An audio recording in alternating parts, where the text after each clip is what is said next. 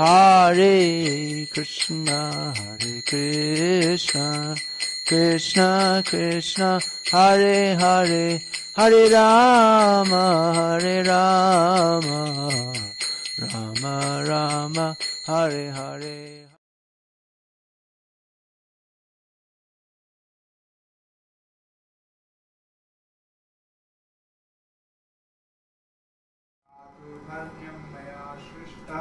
Chaturvanyam maya srishtam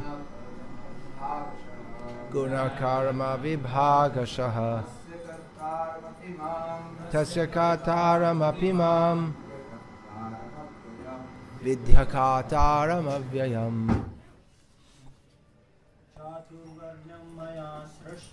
Chaturvanyam maya srishtam gunakarma vibhagashaha tasya kataram apimam vidyakataram avyayam. Chaturvanyam maya srishtam gunakarma vibhagashaha tasya kartaram apimam vidyakataram avyayam. Chaturvanyam maya srishtam gunakarma vibhagashaha tasya kartaram apimam.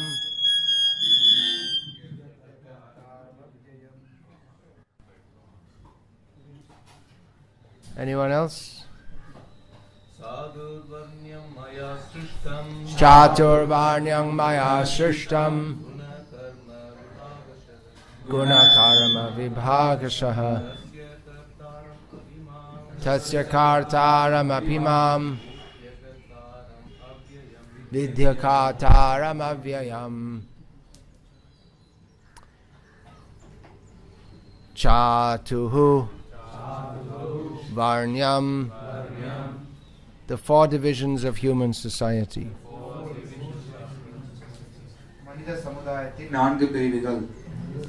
Maya, by me. Shrishtam, created. Guna, guna, of quality. Karma and work. Vibhagashaha, in terms of division.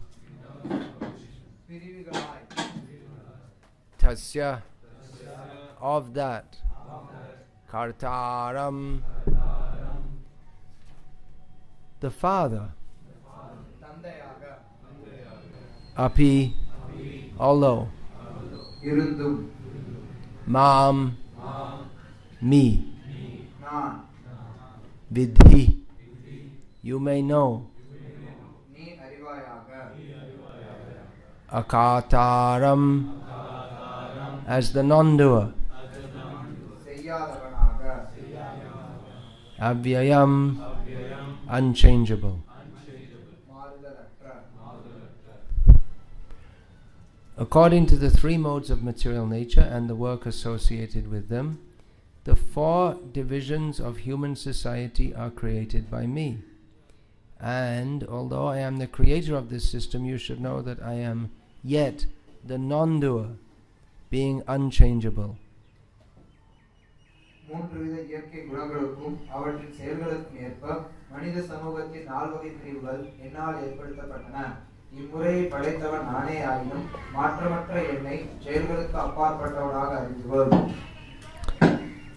The purport in English is in one long paragraph. I'll read it, about half of it, and then you can read that section in Tamil, then I'll read the second half. And then you can read the second half in Tamil also. The Lord is the creator of everything.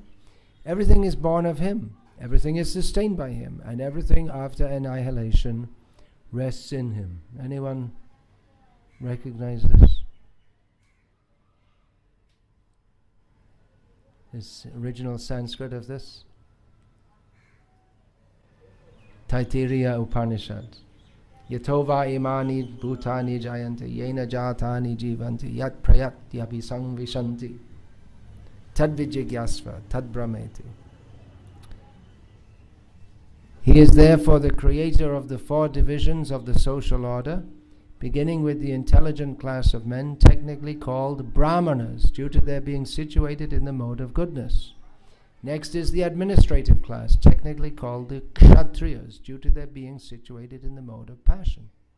The mercantile men, called the Vaishyas, are situated in the mixed modes of passion and ignorance, and the Shudras, or laborer class, are situated in the ignorant mode of material nature. Okay, that's should be a paragraph there. Should be paragraph break. எல்லாம் அவரிடமிருந்தே பிறந்தன, எல்லாம் அவரிலேயே லயிக்கின்றன, அழிவிற்கு பின் எல்லாம் அவரிலேயே தங்குகின்றன. எனவே சமூக நிலை 4 பிரிவுகளுக்கும் அவரே படைப்பாளி. இதில் முதல் பிரிவு சத்துவகுணத்தில் நிலை பெற்றுள்ள பிராமணர் என்று அழைக்கப்படும் அறிஞர் குலத்தோர். அடுத்தது சத்திரியர் என்று அழைக்கப்படும் ரஜோகுணத்தில் நிலை பெற்றுள்ள ஆளு குலத்தோர். வைஷ்யர்கள் என்று அழைக்கப்படும் வியாபாரிகள் ரஜோகுணமும் தமோகுணமும் கலந்த குணமுடையவர். தொழிலாளர்களான சூத்திரர்கள் தமோகுணத்தில் உள்ளனர். மனித குலத்தின் இந்நான்கு பிரிவுகளை படைத்தவராய். In spite of his creating the 4 divisions of human society, Lord Krishna does not belong to any of these divisions, because he is not one of the conditioned souls, a section of whom form human society.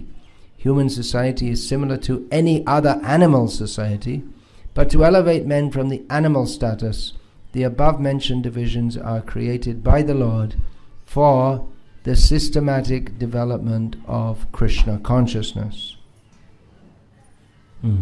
Go ahead. மனித குலத்தின் இந்நான்கு பிரிவுகளை படைத்தவராயினும் கூட பகவான் கிருஷ்ணர் இவற்றில் எந்த பிரிவையும் சேர்ந்தவர் அல்ல. ஏனெனில் அவர் மனித சமுதாயத்தின் கட்டுண்ட ஆத்மாக்களில் ஒருவர் அல்ல. மனித சமுதாயம் மிருக சமுதாயத்தை போன்றதே. ஆனால் மிருக நிலையிலிருந்து மனிதரை உயர்த்தி அவர்களிடம் கிருஷ்ண உணர்வை முறையாக வளர்ப்பதற்காக மேற்கூறிய பிரிவுகள் பகவானால் படைக்கப்பட்டுள்ளன. The tendency of a particular man toward work is determined by the modes of material nature which he has acquired. Such symptoms of life, according to the different modes of material nature, are described in the 18th chapter of this book. A person in Krishna consciousness, however, is above even the Brahmanas. Although Brahmanas by quality are supposed to know about Brahman, the supreme absolute truth, most of them approach only the impersonal Brahman, manifestation of Lord Krishna. But a man who transcends the limited knowledge of a Brahmana and reaches the knowledge of the Supreme Personality of Godhead, Lord Sri Krishna, becomes a person in Krishna consciousness, or in other words, a Vaishnava. Krishna consciousness includes knowledge of all different plenary expansions of Krishna, namely Rama, Nrsimha, Varaha, etc. And as Krishna is transcendental to the system of the 4 divisions of human society, a person in Krishna consciousness is also transcendental to all divisions of human society, whether we consider the divisions of community, nation, or species.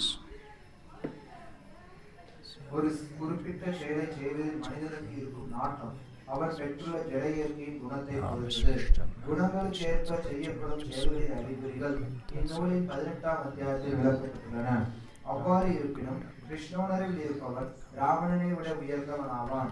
ராவணர் என்று அழைக்கப்படுவோர் பரமபூர்ண உண்மையான பிரம்மனை அறிந்திருக்க வேண்டும் என்ற போதிலும் இவர்களில் பெரும்பாலோர் பகவான் ஸ்ரீகிருஷ்ணனின் அருவ பிரம்மனையே நாடுகின்றனர்.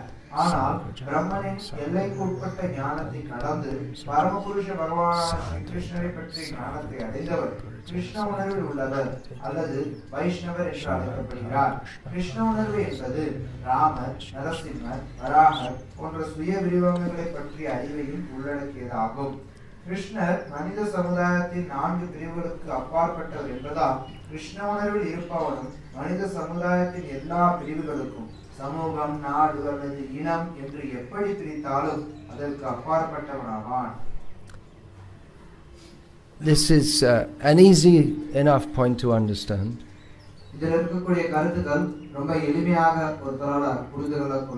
that different people have different propensities and attitudes.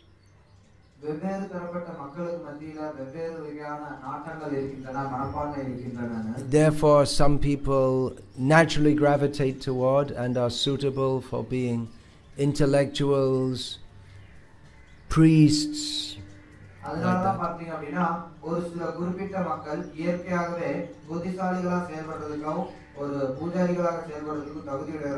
Some are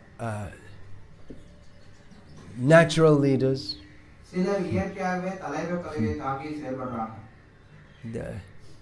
There are, you can, in the modern age, there are leadership training courses.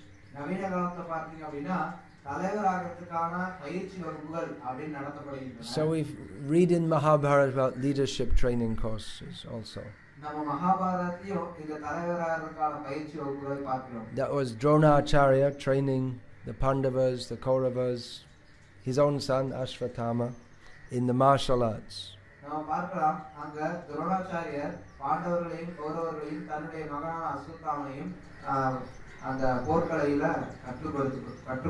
But he was training Kshatriya boys, with the exception of Ashvatthama, who was his own son.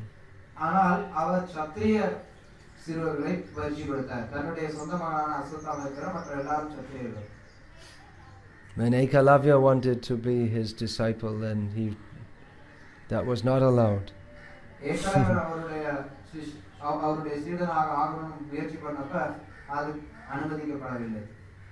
Because he was not fit.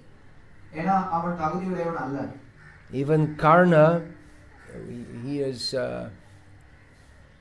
described in Gita and throughout Mahabharata as Sutaputra, the son of a chariot driver.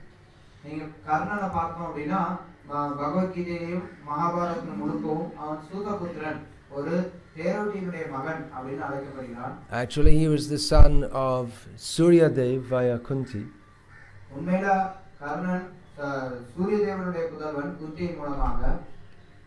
So he was naturally a Kshatriya in terms of his propensity. But his mentality, he was not suitable to be a leader of people because he was of wicked mentality. Same with Duryodhana, Kshatriya stock, but bad mentality.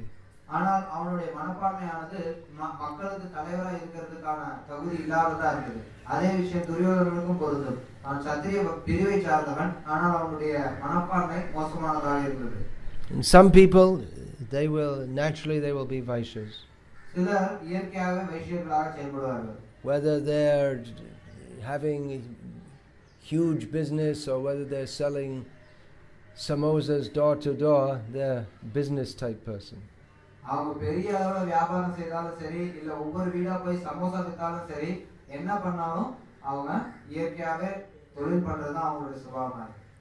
They won't go for service.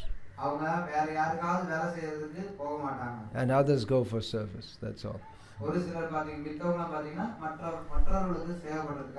Nowadays we find many young men and young girls also from Brahmin families in South India very proudly saying, I'm working for some multinational corporation.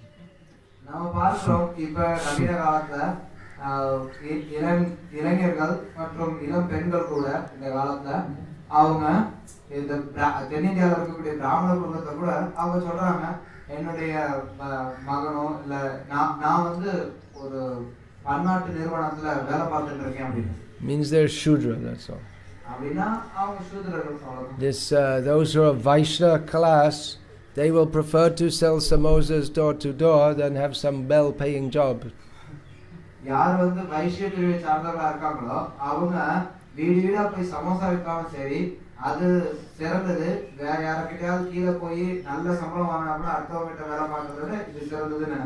here importantly we find, as Srila Prabhupada would often emphasize, guna karma vibhagasha. They're divided according to quality and what they actually do. இங்க நம்ம பார்க்கலாம் முக்கியமான வரிகள் சில பிரபுபாதம் அதை மேற்கோள் காட்டுவார். குண கர்ம விபாகம் சார், அதாவது இந்த பிரிவானது அவர்களுடைய குணத்தை பொறுத்தும் அவர்கள் செய்யும் செயலை பொறுத்தும் பிரிக்கப்பட்டிருக்கு. We find throughout Shastra that that is generally by birth. நம்ம சாஸ்திரம் முழுக்க பார்க்கலாம் அது பொதுவாக பிறப்பை அடிப்படையாக வைத்து பிரிக்கப்படுவது. And that is a normal thing because by the arrangement of that is karmana daivane trena jantur deho papate, by the arrangement of the Supreme Personality of Godhead and the demigods, a person gets a particular kind of body according to their previous karmas. இது நம்ம பகவத்கீதையை பார்க்கலாம். ஒரு நபரானவன் தன்னுடைய பூர்வ கர்மத்தின் அடிப்படையில அவனுக்கு இந்த உடலானது முழுமுதற் கடவுளாலும் மற்ற தேவர்களினாலும் ஏற்பாடு செய்து கொடுக்கப்படுகிறது. So someone who is suitable for or has developed that in previous life that kind of mentality, according to the mentality and his karmas, he will get born in human life in Brahmana family, Kshatriya family, Vaishya family, Shudra family, or lower, which is not really human at all. மனித சமுதாயத்துல யாரெல்லாம் எந்த மாதிரியான மனப்பான்மையும் எந்த மாதிரியான கர்மத்தையும் பூர்வ ஜென்மத்துல வகுத்தாங்களோ அவங்க அதன் அடிப்படையில இந்த பிறவியில ஒரு பிராமண குடும்பத்திலேயோ சத்திரிய குடும்பத்திலேயோ வைசிய குடும்பத்திலேயோ இல்ல சூத்திர குடும்பத்திலேயோ பிறப்பாங்க. இல்ல சிலர் அதையும் விட்ட கீழே இருக்கக்கூடிய குடும்பத்தில் இருப்பாங்க. அத்தகைய நபர்கள் மனிதர்களாகவே கருதப்படுறது கிடையாது. And growing up in that atmosphere by acculturation also, he will absorb the kind of mentality. அது மட்டும் இல்லாம அந்த குடும்பத்துல அந்த சமுதாயத்துல அவன் வளரும் போது அதுலயும் அவன் வந்து சுத்தி இருக்கிறவங்கள பார்த்து அதே மாதிரியான மனப்பான்மையும் வளர்த்துக் கொள்கிறான். It's a different culture. Vaishya family and Brahmana family, it's a different mentality altogether. வைஷ்ய குடும்பத்திலையும் பிராமண குடும்பத்திலையும் பார்த்தீங்க அப்படின்னா அவங்களுடைய மனப்பான்மையானது முற்றிலும் வேறுபட்டதாக இருக்கு. Vaishya just means all they can think of is money. They may use the money for charitable purposes, but money. That's what they think.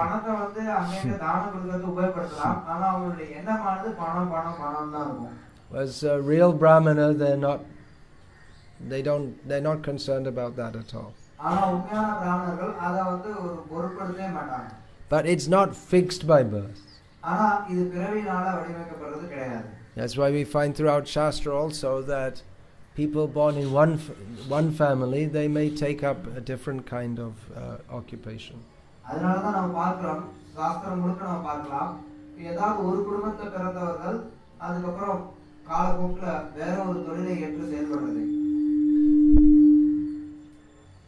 So although it's a simple point to understand, but it's much misunderstood.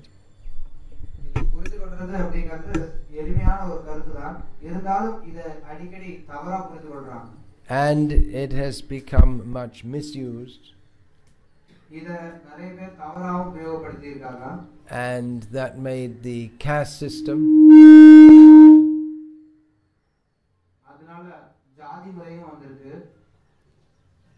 Actually, the English word caste, it's different to jati is all right, but then the what they call the caste system, that's a specific English term that came in, which is a perversion of the old Varna jati system. So caste, this specific word means the idea with fixed, something fixed like that. I guess the jatis are also pretty fixed. You don't, when you're born in one, that's it, fixed. But the idea of Varna given by Krishna here is something quite different.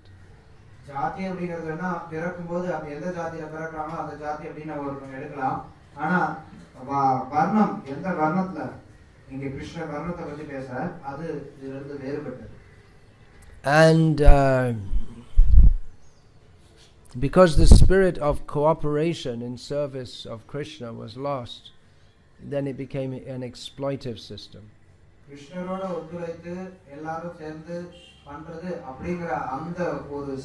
எண்ணம் மறைஞ்சு போனதுனால இங்க ஒருத்தர் வஞ்சிக்கக்கூடிய சூழ்நிலை ஏமாற்றக்கூடிய சூழ்நிலை உருவாகி இருக்கு. The original system it's works nicely on cooperation.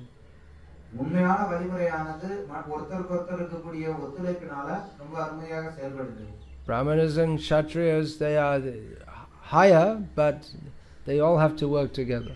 பிராமணர்களும் சத்திரியர்களும் உயர்ந்த நிலையில் இருக்காங்க, இருந்தாலும் அவங்களும் ஒருத்தருக்கு ஒத்துமையா செயல்பட வேண்டியது அவசியம். When the higher position is taken for exploitation, then it becomes oppressive.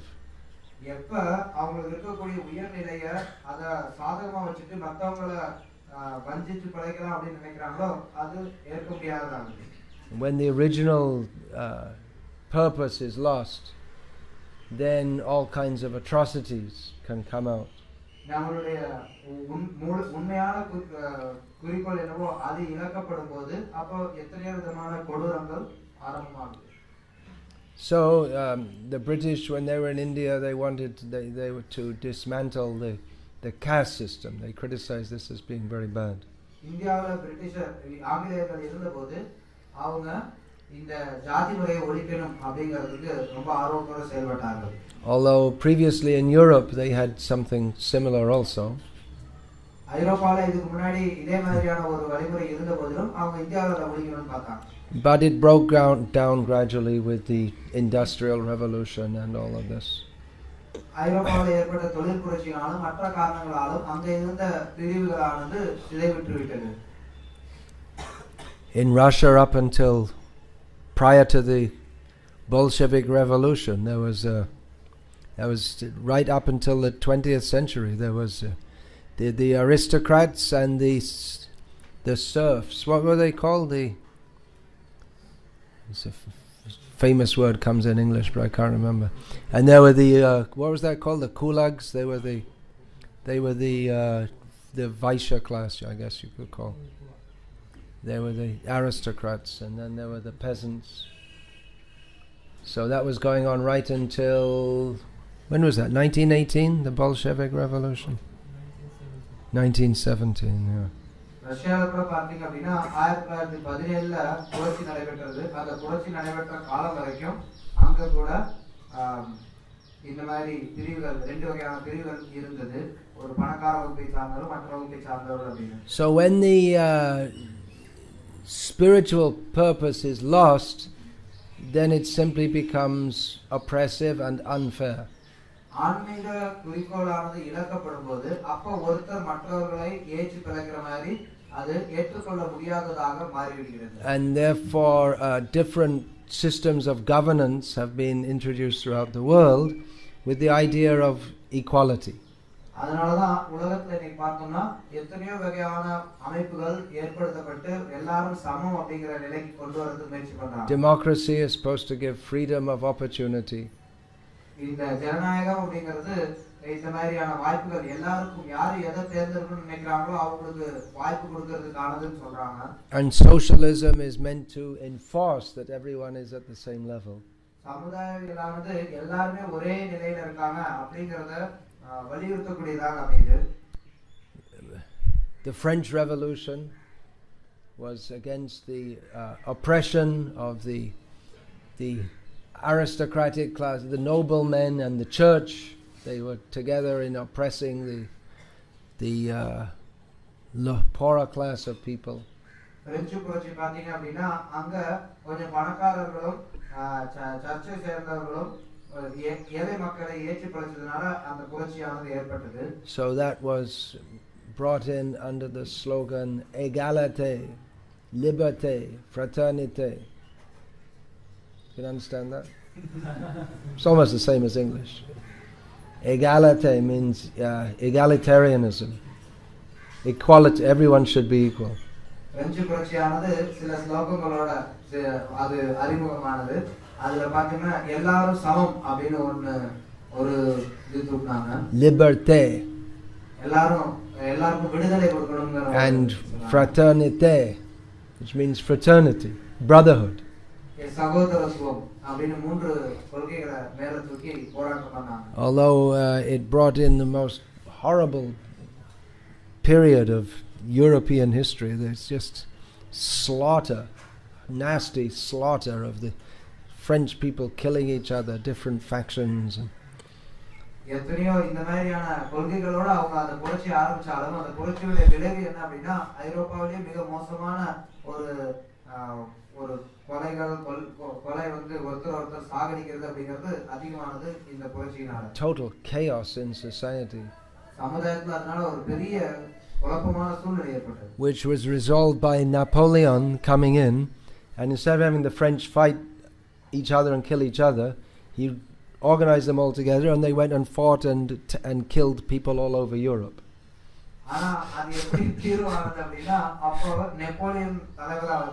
Including Russia, of course.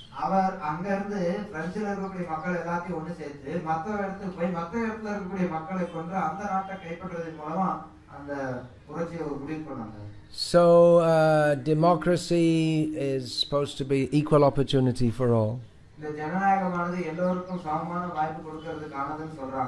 But what happens, those who are more crafty, they just take control.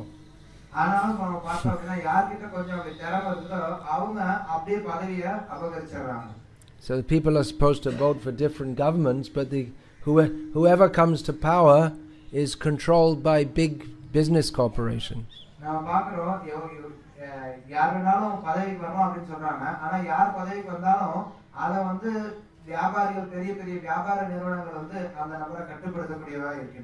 Just like you might have wondered why the Indian government is so much pushing to have direct foreign investment in retail. What's the advantage for India? Why are they so enthusiastic to do this? நீங்க யோசிச்சு பார்க்கலாம், ஏன் வந்து இப்ப இந்தியாவுல அந்நிய முதலீட்டை வந்து கொண்டு வரணும் அப்படிங்கறதுல ஏன் அரசாங்கம் அவ்வளவு முனைப்போட இருக்கு? இதனால இந்தியாவுக்கு என்ன நன்மை கிடைக்க போகுது? அதுலயே அவ்வளவு ஆர்வம் காட்டுறாங்க அப்படின்னு.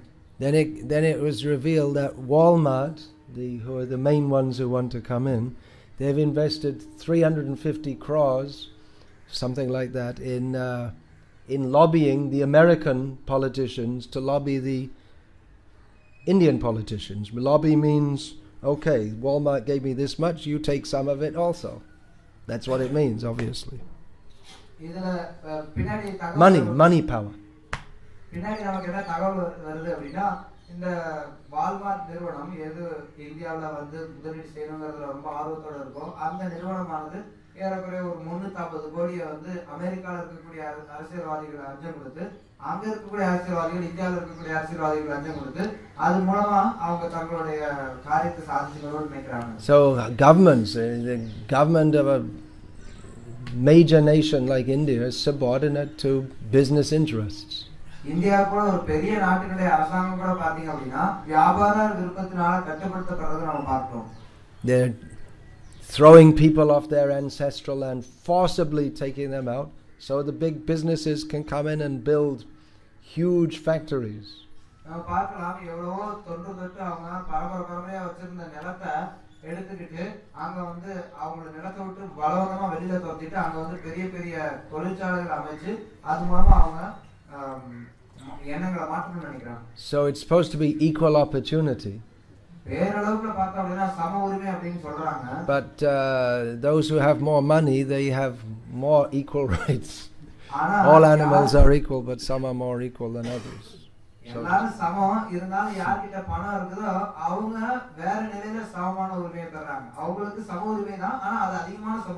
People are living on the land, and the generations back, they're living on the same land. All of a sudden, you have to go. No choice.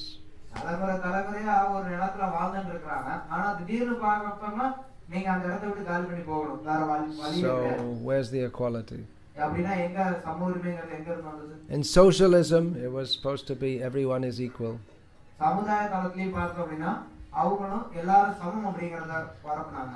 And in the USSR and Eastern Europe, mostly people lived at more or less the same standard of living previously, because there was nothing to buy, so they all lived in little apartments and there's nothing to buy, so they all had the same standard of living.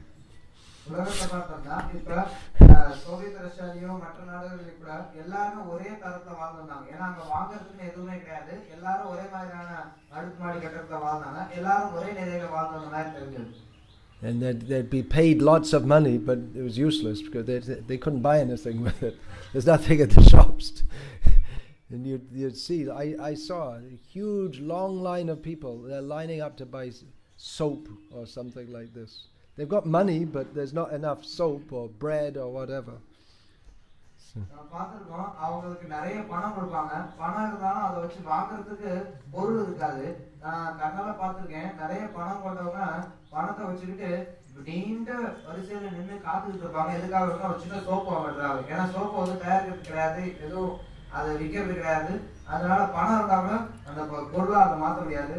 So everyone is equal. Of course, the leaders of the Communist Party, they have little more facility than others. எல்லாரும் சமம். ஆனாலும் அந்த communist கட்சியோட அந்த communist பிரிவினுடைய தலைவர்களுக்கு அவங்களுக்கு கொஞ்சம் அதிகமான வசதிகள் கொடுக்கப்படும். Just like it was said that Comrade Brezhnev had, how many sports cars did he have? He had dozens of sports. Maybe it didn't come out in the Russian press, but he had dozens of sports cars. Sports cars are very expensive. Brezhnev, he was the head of the Soviet Union for 40 years, something like that. 25. Only 20 years. Is that all? Seemed like a long time. Only 20 years. ஒரு 20 வருஷமா Soviet ரஷ்யாவுக்கு தலைவரா இருந்தவர்.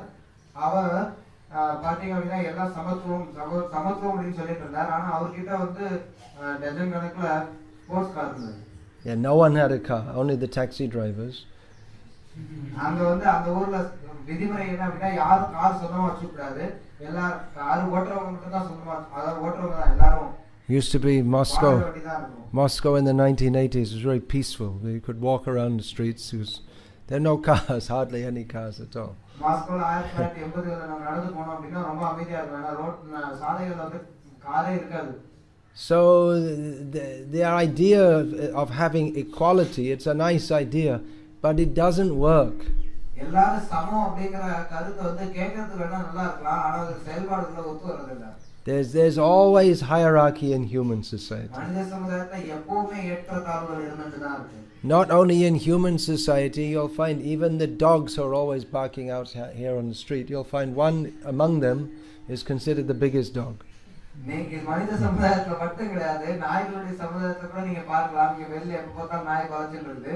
அங்க போய் நீங்க கொஞ்சம் கொஞ்சம் ஆராய்ச்சி பார்த்தீங்கன்னா உங்களுக்கு தெரியும், அங்க இருக்கிற ஏதாவது ஒரு நாய் அது வந்து பெரிய நாயா மற்ற நாய்களால கருதப்படக்கூடியதா இருக்கும். The cows, if you get all the cows together, one, she's the queen. Everyone knows it. She has to, what she says, that is there. நிறைய பசுக்களை நீங்க வந்து கூட்டினீங்க அப்படின்னா அப்ப அங்க அந்த பசுக்களுக்கு மத்தியில ஒரு பசு ராணியா இருக்கும். அந்த பசு என்ன சொல்றதோ அது மற்ற பசுகள் எல்லாம் கேட்கும். அதை நீங்க பார்க்கலாம். Chickens, if you don't crush them up in poultry, what do they call them, hatcheries, then if they're wandering around in the farm, in the land, then when some food is thrown, the number one chicken, they have to go first, and then number two. It's called pecking order. In English there's a term for that, pecking order. First number one chicken, after that number starts, then only number two can start, then number three can start. They have their own hierarchy. கோழிகளை நீங்க வந்து ஒரு கூண்டுல வச்சு அடைச்சு இன்னைக்கு இருக்கக்கூடிய கோழி பண்ணையில வச்சிருக்கிற மாதிரி வைக்காம நிலத்துல சுதந்திரமா நீங்க அதை அடைய விட்டீங்க அப்படின்னா அதுங்களுக்கு மத்தியிலையும் ஒரு வகையான வடிவமைப்புகள் இருக்கு. அது பிரகாரம் பாத்தீங்கன்னா ஏதாவது நீங்க உணவை அதுங்களுக்கு ஏதாவது தூவுனீங்க அப்படின்னா அந்த கோழிகளுக்கு மத்தியில யாரு பெரிய கோழியோ அந்த கோழி தான் முதல்ல போய் எடுக்கும். அதுக்கடுத்து ரெண்டாவது கோழி இருக்கும், அந்த ரெண்டாவது கோழி தான் அடுத்து போய் சாப்பிடும், மூணாவது கோழி தான் அடுத்து போய் சாப்பிடும். இப்படி அதுங்களுக்கு நடுவுல ஏற்றத்தாழ்வுகள் உயர்வு தாழ்வு இருக்கு. So this system set up by Krishna is just recognizing that there will be gradations in human society.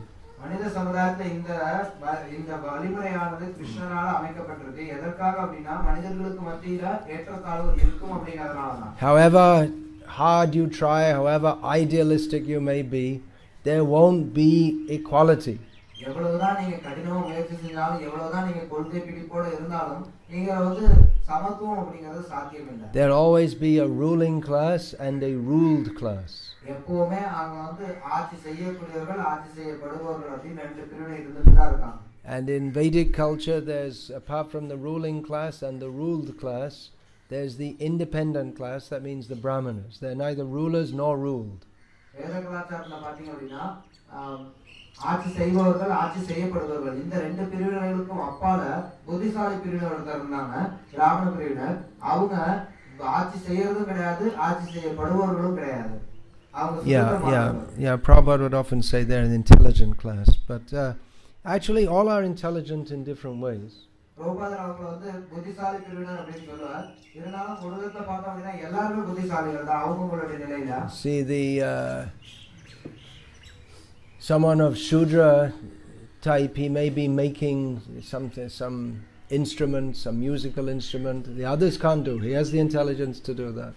நம்ம பார்க்கலாம் சில சூத்திர பிரிவை சார்ந்தவர்கள் அவங்க ஏதாவது ஒரு இசைக்கருவியை ஏற்படுத்தலாம், மீட்டலாம். மற்றவர்களால் செய்ய முடியாம இருக்கலாம், அவரால் செய்ய முடியக்கூடியதா இருக்கலாம். They can be very intelligent also, like in administration. அவங்க கூட ரொம்ப புத்திசாலிகளாக இருக்கலாம் சில நிர்வாகத்துல. In administration, that means not the leader but doing the bureaucratic work. நிர்வாகத்துல நீங்க பாத்தீங்கன்னா தலைவரா செயல்படாம அங்க இருக்கக்கூடிய தேவையான பத்திரம் பதிவு அதெல்லாம் செய்யக்கூடிய நிலையில அவங்க செயல்படலாம். In Bengal, they're called the Kayastha class. Used to be. Karan. I believe that's in Hindi. I think that's the Sanskrit word also. Karana, maybe Kayastha. Kayastha sounds like Sanskrit also. So they're also, they can be. Ramananda Rai, he was the ruling all of the South Indian kingdom of Prataparudra Maharaj. Ramananda Rai, Prataparudra Maharaj கீழ தென்னிந்திய அவருடைய தென்னிந்திய பகுதிகளை ஆட்சி செய்து கொண்டிருந்தார். Was considered a Shudra because he wasn't actually in charge, but he was administrator. அவர் அங்க தலைவர் கிடையாது, அவர் பொறுப்பாளி கிடையாது, ஆனா அவர் நிர்வாகம் பண்ணிட்டு இருந்தார். அவர் சூத்திரராக கருதப்பட்டவர். So Brahmana means intelligent, but especially for spiritual subject matters. பிராமணன் அப்படிங்கறவன் புத்திசாலி அப்படின்னு அழைக்கப்படுறான். புத்திசாலி அப்படின்னா ஆன்மீக விஷயத்துல புத்திசாலியா இருக்கக்கூடியவன் குறிப்பாக. So this Charto Varnang Maya Shrishtam, Krishna says this is created by me, this system. கிருஷ்ணனுக்கு சாத்து வர்ண மாயா சிஸ்டம், அதாவது இந்த நான்கு பிரிவுகளானது என்னால படைக்கப்பட்டது. But it became, instead of a system of cooperation, social cooperation for serving Krishna, it became an oppressive caste system. ஒருத்தருக்குள்ள ஒருத்தர் ஒத்துழைப்போட செயல்பட்டு ஒற்றுமையாக இருந்து சமுதாயத்தை எல்லாருக்கும் நன்மை பயக்கிறதுக்கான கிருஷ்ண மயமாச்சு நன்மை பயக்கிறதுக்கான அந்த வழிமுறையானது காலப்போக்கில் ஒருத்தர் வஞ்சித்தது காரணத்தால ஒரு அடக்குமுறையை கொண்ட ஜாதி முறையா மாறிடுச்சு. And therefore different people started to protest about this. அதனாலதான் பல்வேறு மக்கள் இதற்கு எதிராக போராட்டம் தெரிவிக்க ஆரம்பிச்சாங்க. Now it's very well known that Mahatma Gandhi, as he's known, was again, he wanted to uplift what he called the Harijans. எல்லாருக்கும் தெரியும் மகாத்மா காந்தி, அவருக்கு அப்படி அழைக்கிறாங்க அவருடைய பேர்ல. அவர் எல்லா சமுதாய மக்களையும் மேல கொண்டு வரணும்னு நினைச்சார். அந்த கீழ்த்தட்டுல இருக்கக்கூடிய மக்களுக்கு அவர் ஹரிஜனங்கள்னு கூப்பிட்டார். He gave this term Harijan. அவர் இந்த பேரை கொடுத்தார் ஹரிஜன் அப்படின்னு. Otherwise the term previously was Asprishya, untouchable. அதுக்கு முன்னாடி பாத்தீங்க அப்படின்னா அவங்க தீண்டத்தகாதவர்கள் அப்படின்னு அழைக்கப்பட்டு வந்தார்கள். And actually there was a reason for that also. அதுக்குன்னு ஒரு காரணம் வந்தது அவங்க தீண்டத்தகாதவர்களா இருந்ததுக்கு. Because people who are dealing just like the Chandal, they'll be dealing in dead bodies, and the Chamar is taking the dead bodies. So someone who's doing the puja, he shouldn't touch such people. அப்படி தீண்டத்தகாதவர்களா சிலர் வச்சிருந்ததுக்கு காரணம் இருக்கு. உதாரணத்துக்கு சாந்தாளர்கள் அவங்க இறந்து போன உடல்களோட பழகுவாங்க. அப்புறம் சில பேர் மனுஷங்க செத்து போயிட்டாங்கன்னா தூக்கிட்டு போவாங்க. சோ அந்த மாதிரி நபர்கள் வந்து பூஜை பண்றவங்க எப்படி அவங்கள தொட முடியும்? But Mahatma Gandhi, he changed the term to Harijan. ஆனா மகாத்மா காந்தி அந்த வார்த்தையை ஹரிஜன் அப்படினு மாத்துறார். Harijan means, it's easy to understand what it means. It's a person of God. Harijan அப்படினா கடவுளுடைய நபர் அப்படினு அர்த்தம். So just changing the name didn't change their status. அவங்களுடைய பேரை மட்டும் மாத்துறதுனால அவங்களுடைய நிலையானது மாறுவதில்லை. In America they used to call the people who had come from Africa Negroes or niggers. அமெரிக்கால பாத்தீங்க அப்படினா ஆப்பிரிக்கால இருந்து வந்த மக்களை நீக்ரோஸ் அப்படினு அழைச்சிட்டு இருந்தாங்க. Then they changed it to black. Yeah. அதுக்கப்புறம் பாத்தீங்க அப்படினா அத வந்து கருப்பினத்தவர்கள் மாத்துறாங்க. Then to colored. அதுக்கப்புறம் வந்து வண்ணம் நிறைந்தவர்கள் அப்படினு சொல்லி அழைக்க ஆரம்பிச்சாங்க. Then people of color. வண்ணம் மேனியை கொண்டவர்கள் அப்படினு அழைக்க ஆரம்பிச்சாங்க. Now it's Afro-American. I'm not sure. They keep on changing it, but it doesn't change the perception. It just changes the word. That's all. அதுக்கப்புறம் பாத்தீங்க அப்படினா ஆப்பிரிக்க அமெரிக்கர்கள் அழைக்க ஆரம்பிச்சாங்க. இப்போ என்னன்னு கூப்பிடுறாங்கன்னு தெரியல. ஏன்னா மாத்திக்கிட்டே இருக்காங்க பேரை மாத்தினாலும் அந்த அவங்க எப்படி மக்கள் மாறது கிடையாது. Then they had what are called cripples or spastics. அதுக்கு முன்னாடி பாத்தீங்க அப்படினா உடல் ஊனமுற்றவர்கள் அப்படினு ஒரு பிரிவினர் இருந்தாங்க முன்னாடி. Then they changed that to physically handicapped. அதுக்கப்புறம் No. Physically handicapped came first. முதல்ல வந்து நொண்டி குருணை அப்படினு இருந்தாங்க. அதுக்கப்புறம் உடல் ஊனமுற்றவர்னு மாத்துனாங்க அந்த பேரை. Because cripple or spastic was used as an insult. I know as a kid in school, if you want to insult someone, you call them a spastic. ஏன்னா அந்த நொண்டி அப்படிங்கறதெல்லாம் வந்து ஒரு கேவலமான, அதாவது ஒருத்தர ஏளனம் செய்யறதுக்கு உபயோகப்படுத்த ஆரம்பிச்சாங்க மக்கள். அப்படி ஏளனம் செய்யறதுனால அத வந்து அந்த பேரை மாத்துறாங்க. இந்த பேரை வச்சு ஏளனம் பண்றாங்கன்னு சொல்லி அந்த பேரை மாத்துறாங்க. So then they started calling them physically handicapped, and then that became a pejorative term. உடல் ஊனமுற்றவர் அப்படினு அழைக்க ஆரம்பிச்சாங்க. அதுக்கப்புறம் அந்த ஊனமுற்றவர் அப்படிங்கிறது கூட ஏளனமான வார்த்தையா மாறிடுச்சு. Then they changed it to physically challenged. அதுக்கப்புறம் உடல் ரீதியா சவால் விடப்பட்டவர்கள்னு மாத்துனாங்க.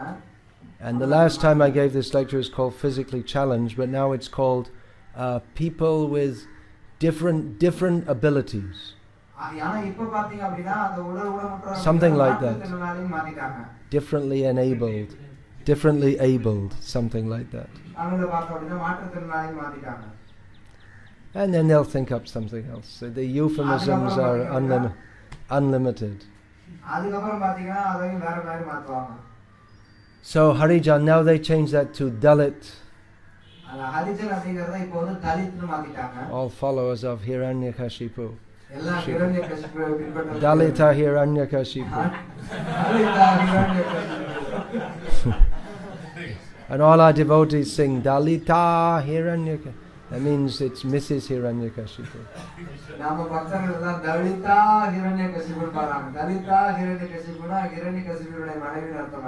And Narahari Rupa, that means it's a fight between a lioness and Mrs. Hiranyakashipu.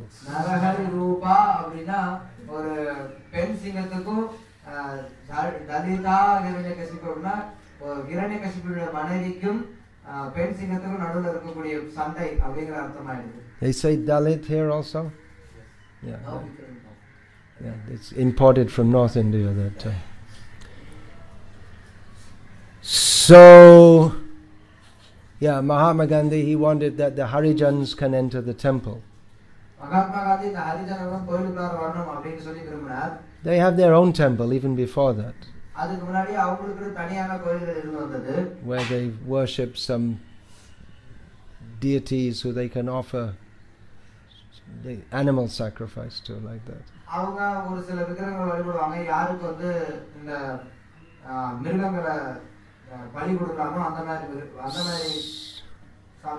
So now everyone can enter. Still not in Puri. I can't go. Maybe the Indian Harijans can go, but I can't go because I'm a non-Indian Harijan or non-Indian Dalit or whatever.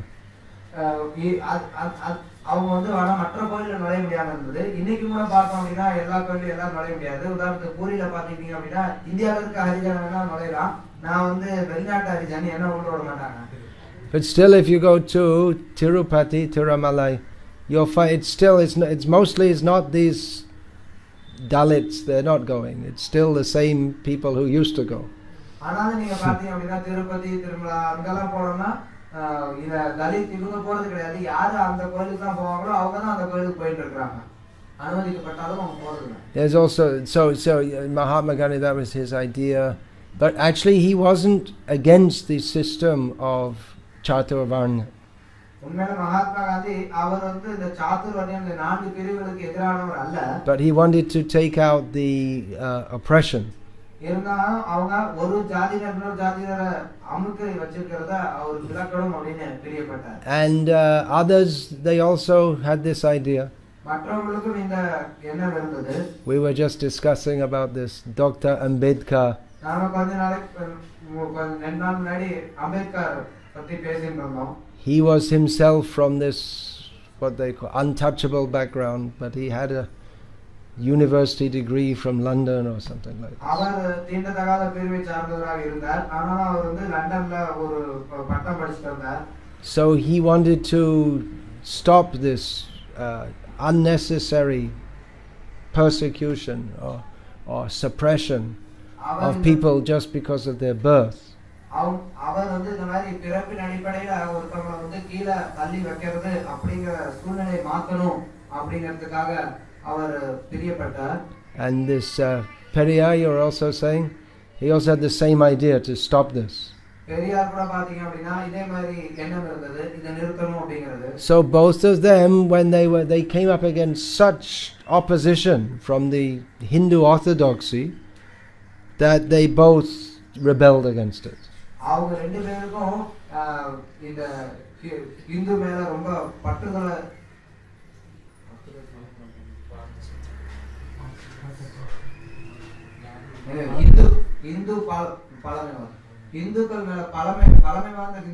How would you say that in Hindi? Yeah. அந்த பழமையோட இருந்த இந்துக்கள் வந்து பெரியாரையும் அம்பேத்கர் ரெண்டு பேரையும் வந்து பயங்கரமா எதிர்த்தாங்க. There is a word in Bengali, not much used, which I can't remember. Goro, something like that. Maybe there's no such word. Means the that they both rebelled. Ambedkar became a Buddhist, which means you reject the Vedic culture. அவங்க ரெண்டு பேருக்குமே பலத்த எதிர்ப்பு கிளம்பினது. அதனால அம்பேத்கர் வந்து வேத கலாச்சாரத்தை நிராகரிச்சிட்டு புத்த மதத்தை தழுவி கொண்டார். And Buddhism actually way back Buddha rejected the Vedic culture. பல எத்தனையோ நூற்றாண்டுகளுக்கு முன்னாடி பார்த்தோம்னா புத்தர் வந்து இந்த வேத கலாச்சாரத்தை நிராகரிச்சிருந்தார். And said that no caste. அவர் வந்து ஜாதி கிடையாது அப்படினு சொல்லி வச்சிருந்தார். But still you'll find everywhere in Buddhist society there's hierarchy also. Everywhere. It's not possible to avoid. இருந்தாலும் நீங்க பார்க்கலாம் புத்த சமுதாயத்துல கூட ஏற்றத்தாழ்வு அப்படிங்கிறது இருந்துட்டு தான் இருக்கு. அத நிராகரிக்கிறது அப்படிங்கிறது சாத்தியம் இல்ல. And this Periyar, he rejected Bhagavad Gita. Bhagavad Gita promotes caste system, we reject Bhagavad Gita. அந்த பெரியார் பாத்தீங்க அப்படினா பகவத் கீதையில ஜாதி முறை பத்தி சொல்றாங்க, அதனால நம்ம பகவத் கீதையை நிராகரிக்கறாங்க. It means they're not thinking very deeply or understanding very deeply. இதனுடைய அர்த்தம் என்ன அப்படினா அவங்க வந்து ரொம்ப ஆழமா புரிஞ்சுக்காம மேலோட்டமா விஷயங்களை எடுத்துக்கறாங்கன்னா பொருள். That even something good, if misapplied, becomes bad. ஒரு விஷயம் நல்லதா இருந்தா கூட அந்த நல்ல விஷயத்தை ஒழுங்கா உபயோகிக்கல அப்படினா அது கெட்டதா மாறிடுது. That even this system is given by Krishna, but if misapplied, it becomes a source of sorrow. இந்த வழிமுறை வந்து கிருஷ்ணரால கொடுக்கப்பட்டது. கிருஷ்ணரால கொடுக்கப்பட்டனாலும் அதை ஒழுங்கா நம்ம வந்து செயல்படுத்தல அப்படினா அப்ப அது துன்பத்திற்கு காரணமா மாறிடுது. So the one of Srila Prabhupada's major objectives, of course, was to reintroduce actual Varnashram, Daivi Varnashram, Daiva Varnashram. Srila பிரபுபாதருடைய பல்வேறு குறிக்கோள்கள்ல ஒரு குறிக்கோள் என்ன அப்படின்னா மறுபடி வர்ணாசிரமத்தை நிலைநாட்டும். அது சாதாரண வர்ணாசிரமத்தை தெய்வீக வர்ணாசிரமத்தை நிலைநாட்டும். Otherwise all these man-made systems they create so many problems. இல்ல அப்படினா இந்த மனிதர்களால் உருவாக்கப்பட்டிருக்கக்கூடிய இந்த அமைப்புகள் எல்லாம் பல்வேறு விதமான பிரச்சனைகளுக்கு கொடுக்கக்கூடியதா அமையுது. So much disturbance in human society. மனித சமுதாயத்தில் எவ்வளவு பிரச்சனைகள் இதனால உருவெடுக்குது. In modern society everyone is involved in politics, political consciousness. நவீன காலத்துல பார்த்தோம் அப்படினா எல்லாரும் இந்த அரசியல்ல மூழ்கி கிடக்குறாங்க. Formerly that was just for the Kshatriyas. முன்னாடி பார்த்தோம் அப்படினா அது சத்திரியர்களுக்கு மட்டும் தான் அந்த அரசியல் பத்தி. Now everyone is in political consciousness. இப்போ எல்லாரும் பார்த்தோம் அப்படினா அரசியல் உணர்வோட செயல்படுறாங்க. The Kshatriyas, they would be fighting each other and the farmer would be plowing his field in the next field. He doesn't care who wins. Whoever wins the fight, he has to give his some amount of grain, that's all. Doesn't bother him at all. சத்திரியர்கள் பாத்தீங்க அப்படினா அவங்க ஒரு நிலத்துல இருந்து போர் சண்டை போட்டுட்டு இருப்பாங்க. ஒரு விவசாயி பக்கத்துல அது அவங்க சண்டை போற இடத்துக்கு பக்கத்துலயே இருக்கக்கூடிய நிலத்தை வந்து ஆபாட்டு கொடுத்துட்டு இருப்பான். ஏன்னா இவங்க சண்டை போட்டு என்ன முடிவு வந்தாலும் யார் ராஜா வராங்களோ அவங்களுக்கு நான் வந்து கட்ட வேண்டிய கப்பத்தை கட்டணும், அவ்வளவுதான். Democracy in India means that each party is trying to turn people against each other. ஆனா ஜனநாயகத்துல பார்த்தோம் அப்படின்னா ஒவ்வொரு கட்சியும் மக்களை வந்து அவங்களுக்கு எதிராக என்ன கட்சி இருக்கோ அந்த கட்சிக்கு எதிராக திருப்பணும் அப்படின்னு சொல்லி முயற்சி பண்ணிட்டு இருக்காங்க. And more than making policies for the betterment of the people, the politicians, they're just criticizing each other. மக்களுக்கு நன்மை பயக்கக்கூடிய கொள்கைகளை, மக்களுக்கு நன்மை பயக்கக்கூடிய திட்டங்களை நிறைவேற்றதை காட்டிலும் ஒரு கட்சிக்காரன் இன்னொரு கட்சிக்காரன் திட்டத்துல தான் நிறைய நேரத்தை செலவு பண்றாங்க. We don't know what they're going to do, what their program is. All we know is that they're criticizing everyone else. அவங்க என்ன மக்களுக்கு செய்ய போறாங்க அப்படிங்கறத பேசுறது காட்டிலும் நமக்கு என்ன தெரியும்னா ஒருத்தர் இன்னொருத்தரை பத்தி என்ன சொல்றான் அப்படிங்கறத நமக்கு அதிகமா தெரியும், மக்களுக்கு செய்ய போறது அதிகமா தெரியாது. And dividing one group against another. ஒரு குழு ஒரு கட்சி இன்னொரு கட்சிக்கு எதிராக திருப்புறது, இந்த மாதிரி செயல் தான் நம்ம நடக்குது. So democracy is a failure. அதனால ஜனநாயகம் அப்படிங்கிறது ஒரு தோல்வி. Communism is a failure. இந்த கம்யூனிசமும் ஒரு தோல்வி. Srila Prabhupada, he saw the fault in the rigid caste system, but he didn't reject it on principle. Srila Prabhupada கண்டிப்பா இருக்கக்கூடிய இந்த ஜாதி முறையில இருக்கக்கூடிய குற்றத்தை அவர் பார்த்தார். ஆனா அதனுடைய அடிப்படையை அவர் வந்து நிராகரிக்கவில்லை. But he knew it can only be possible if people are united on the platform of service to Krishna. ஆனா அவருக்கு தெரியும் இது எப்போ முறையா சாத்தியம் அப்படினா கிருஷ்ணருக்கு சேவை பண்றது அப்படிங்கற தளத்துல இவங்க எல்லாரும் ஒண்ணா இணையும் போது மட்டும்தான். Svei svei kamanya bhirata sangsiddhim labhate naraha. That everyone, by performing their own different kinds of work, they can achieve the supreme perfection. ஒவ்வொருத்தரும் அவங்களுக்கு இருக்கக்கூடிய கடமைகளை வேறுபட்ட கடமைகளை நிறைவேற்றுவதன் மூலமாக முழுமுதல் கடவுளை திருப்தி செய்து பக்குவ நிலை அடையலாம். Swakaramanatamabhyaja.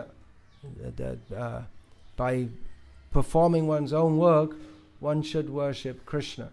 ஒவ்வொருத்தரும் தத்தமது கடமையை செய்து கிருஷ்ணரை வழிபடணும். So Varnasrama is not the goal of life. But if properly established, it makes the best social organization for pursuing the goal of life, which is Krishna consciousness.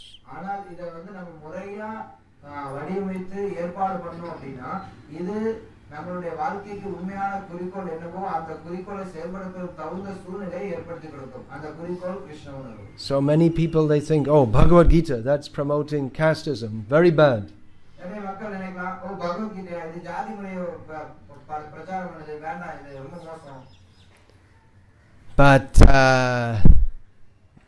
they don't know actually what Krishna says in Gita. ஆனா அவங்களுக்கு தெரியல கிருஷ்ண கீதையில என்ன சொல்றாரு அப்படிங்கிறது.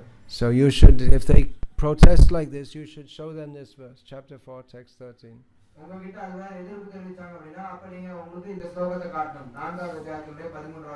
That it's by guna and karma, not by janma, that the division is made. பிரிவுகளானது குணத்தினாலேயும் கர்மத்தினாலேயும் ஏற்படுத்தப்படுத வழி ஜென்மத்தினால கிடையாது அப்படிங்கறத நீங்க சொல்லணும், எடுத்து சொல்லணும். That there should be division in human society, மனித சமுதாயத்துல பிரிவுகள் அப்படிங்கிறது நிச்சயம் இருந்தாக வேண்டும், but not rigidly by birth.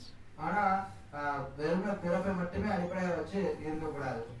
This Varnashram is also the role of Varnashram in Vaishnava life is also commonly misunderstood right within our Gauriya Sampradaya.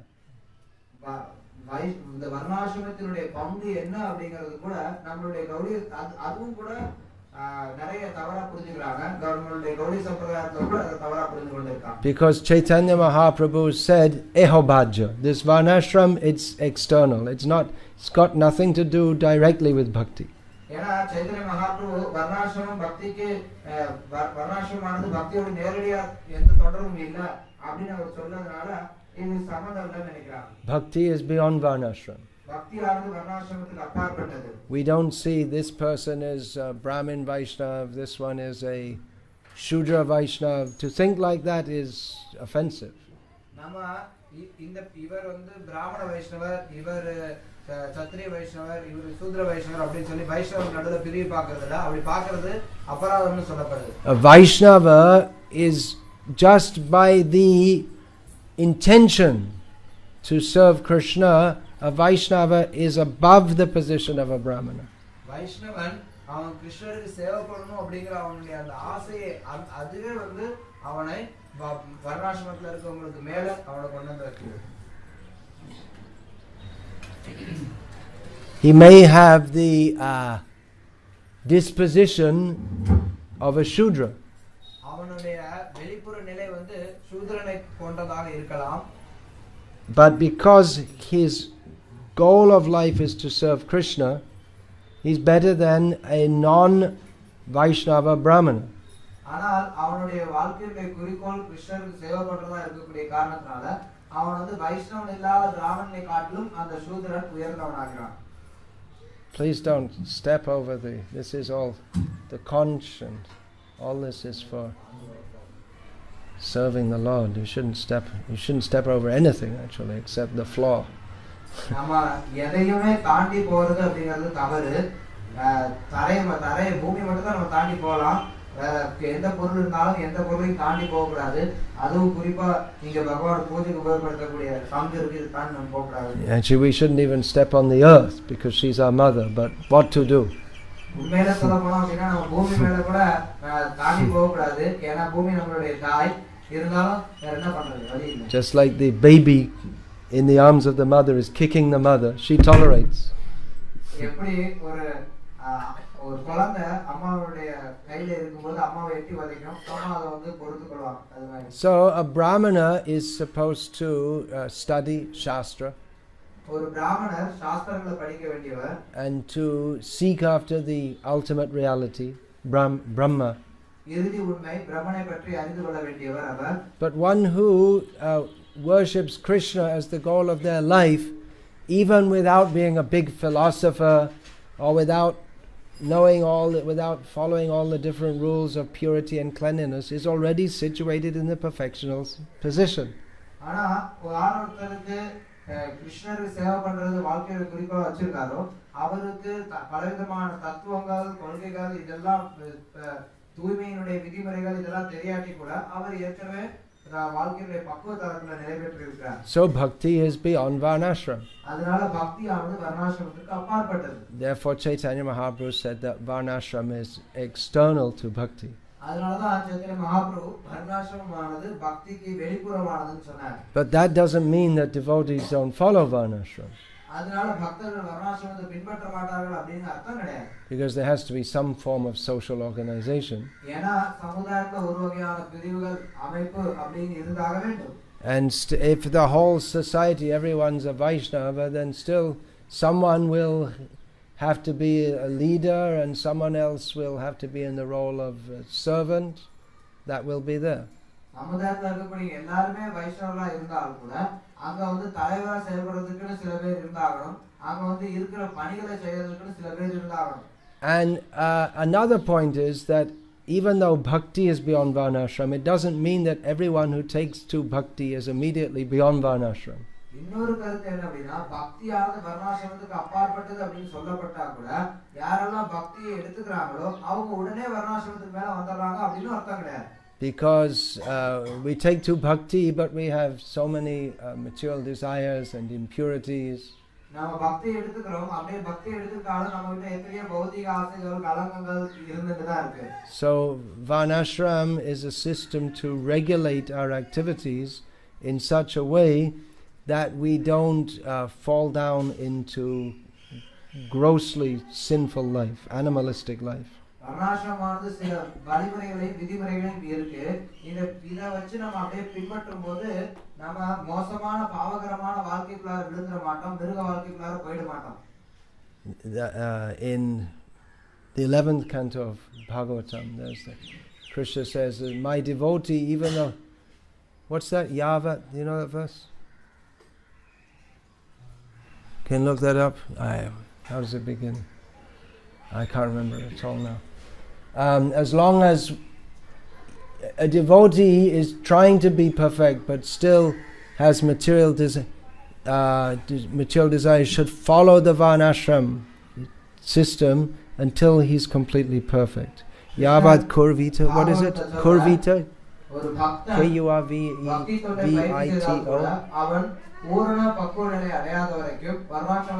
Should come in the 11th canto. And all the Vaishnava acharyas, Gauriya and non-Gauriya, they also uphold that.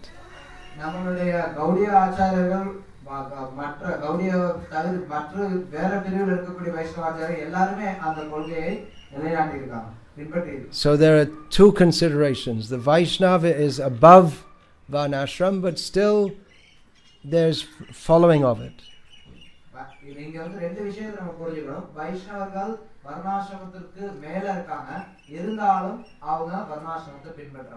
But following it with the understanding that it's a social arrangement, that not that because someone's in a Brahmin family they're automatically better than someone from a lower family.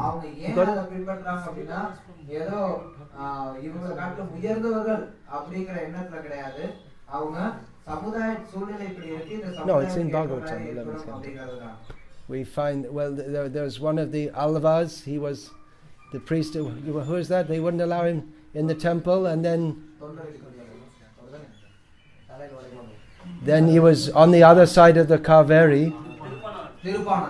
Tell the story. He was on the other side of the Kaveri, and Bhagavan wouldn't let the temple be opened until the priest carried him on his back. You can tell the story? Yes, tell it in English and then we can. Well, that's the basis of it, that he was supposed to be Chanda, lower class or something like this. He was Potter family. From a Potter family, Shudra family. Yes. So they also make the pots for the puja. Yeah, but he was in meditation singing of the Lord. He was singing the Lord's glories on the other side of the Kaveri. So he was in the ghat. He was in the ghat singing the glories of the Lord, and Pujari wanted to take water. He asked him to move to the side, but he was not listening. He was so absorbed, chanting, absorbed in chanting. And the Pujari was also devotee, but he didn't understand his higher status. So he just to chase him off, he stone, and then he came to realization, and then he begged forgiveness. He gave away. And Pujari took the water and went to the temple, but the door was closed. Then he couldn't. He had to go back and carry him on his shoulder. Then only the Lord let it be open. Yeah, say it in Tamil. What is it?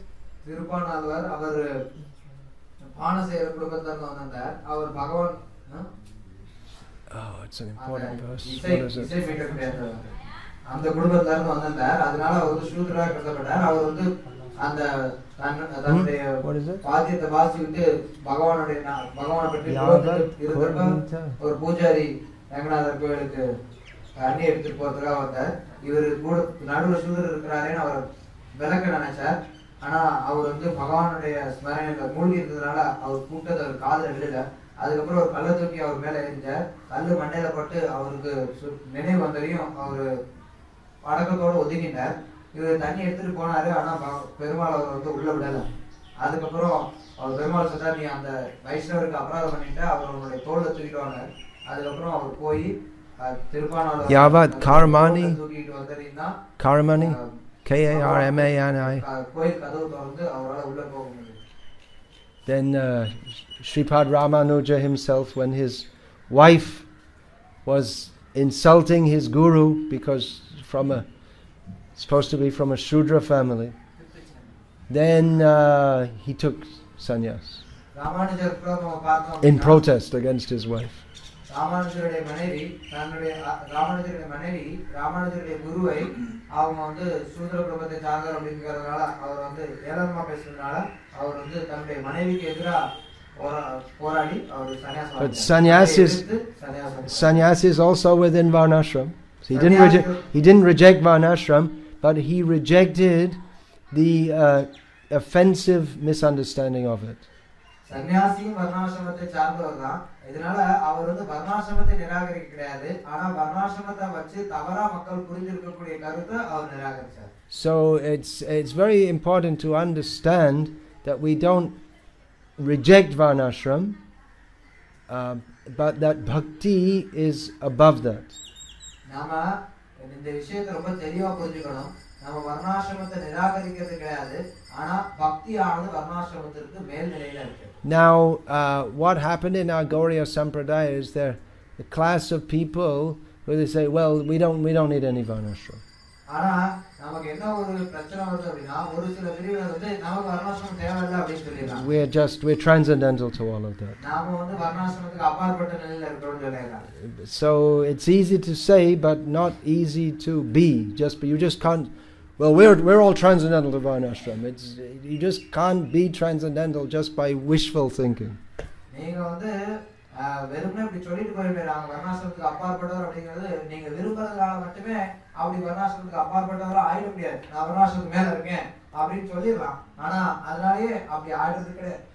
So we're transcendental, therefore we can mix all men and women together, and it made a big mess.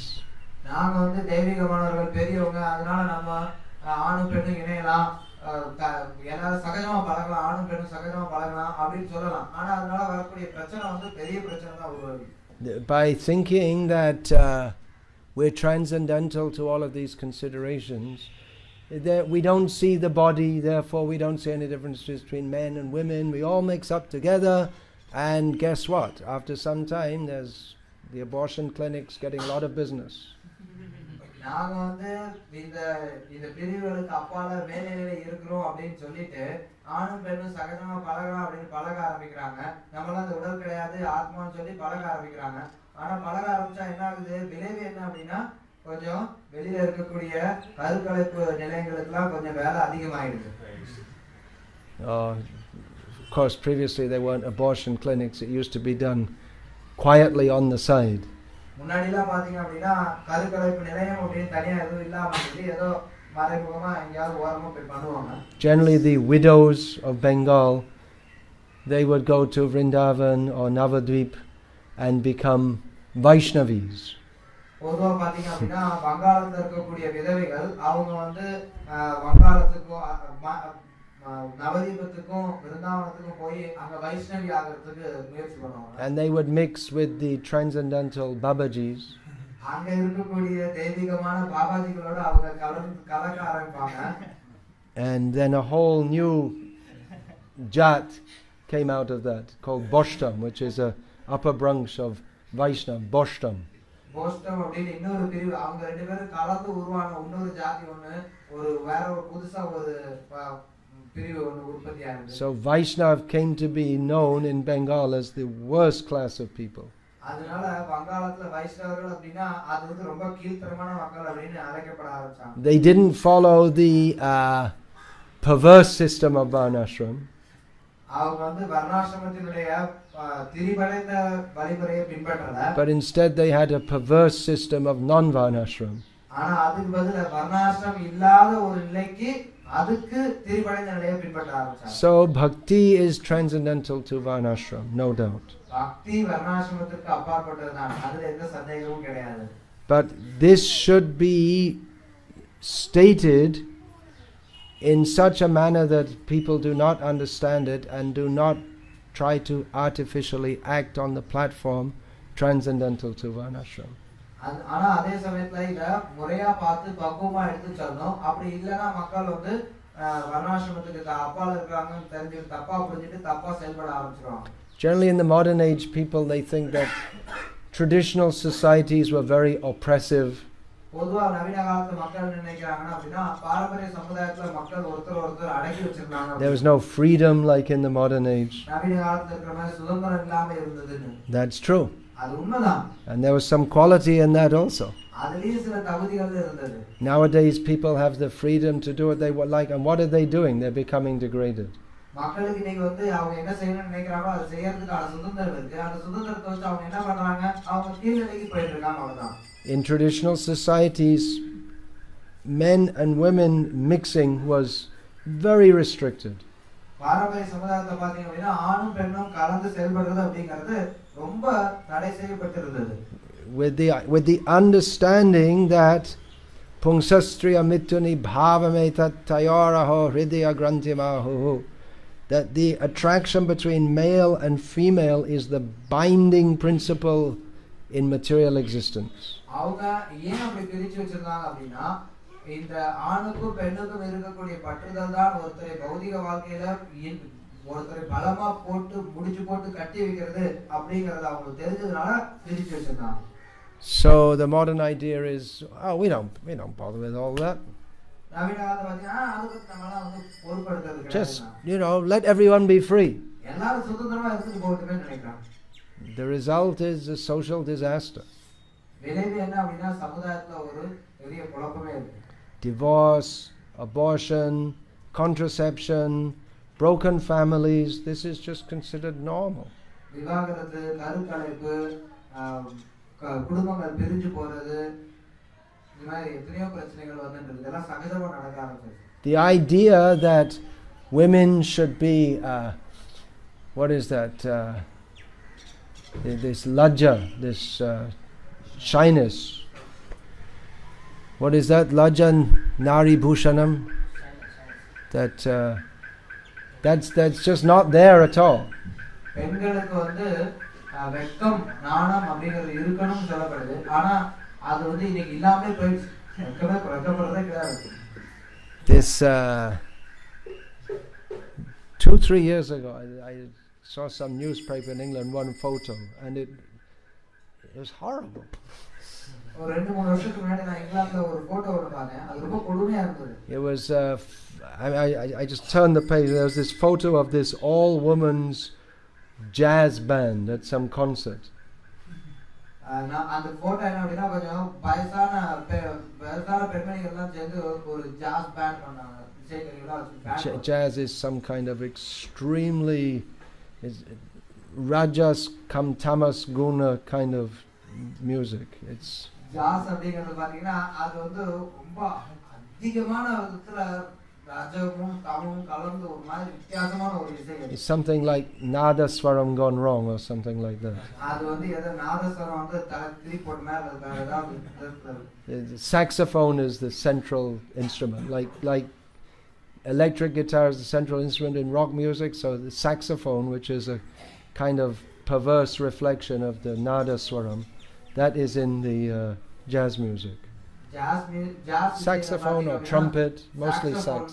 Saxophone தான் வந்து முக்கியமான இசை கருவியா இருக்கும். அது saxophone வந்து அதுதான் சொல்ற நாதஸ்வரத்தினுடைய திரிபடைந்த ஒரு மாதிரி இருக்கும். எப்படி எலக்ட்ரிக் கிட்டார் வந்து ராக் மியூசிக்ல முக்கியமான பங்கு வகிக்குதோ அது மாதிரி இந்த. Anyway, you don't know about all this. This is all Western so-called culture. The King of Thailand plays the saxophone, if you're interested. What kind of king is that? So there's two of the. All of them had short skirts. The three in the photo, of course. அந்த படத்துல இருந்த மூன்று பேருமே வந்து Two of them were playing saxophone. One was singing in the microphone.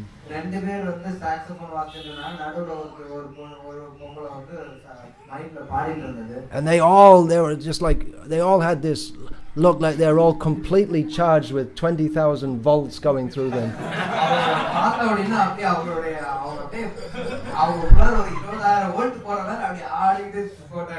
Most as far away from anything feminine possible.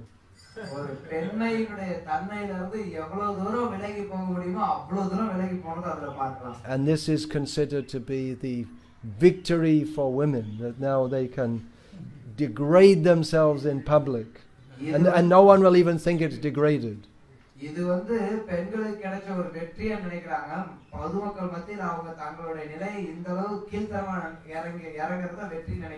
And just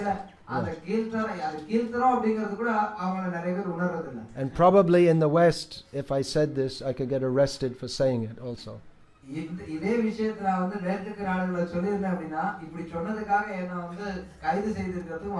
Or if not, at least some women or men also may come and like slap me in the face, literally.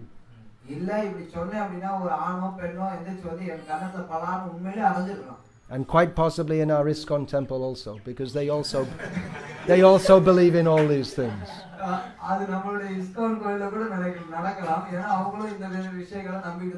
Because we're transcendental.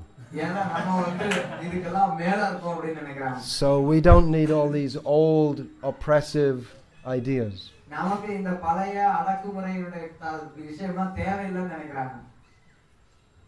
But it's a completely different outlook on life, that control is required because we have uncontrolled mind and senses.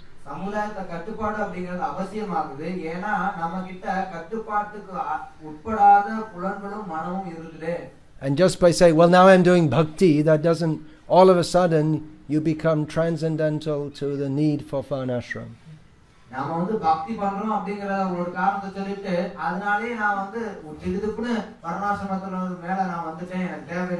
So this is a great misunderstanding.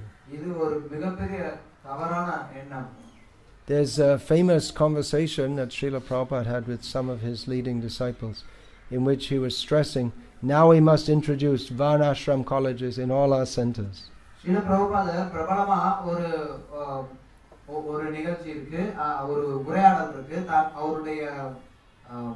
அவருடைய மூத்த சிஷ்யர்களோட அவர் நடந்த உரையாடல். அதுல பிரபுபாத் சொல்றார், இப்ப நம்மளுடைய எல்லா கோயிலையும் வர்ணாசிரம கல்லூரி நிறுவனம் அப்படின்னு. And devotees said, well, Prabhupada, aren't devotees transcendental to Varnashram?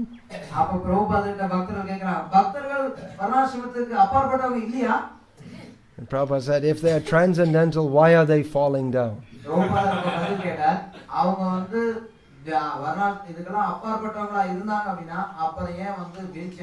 So and so sannyasi had several girlfriends.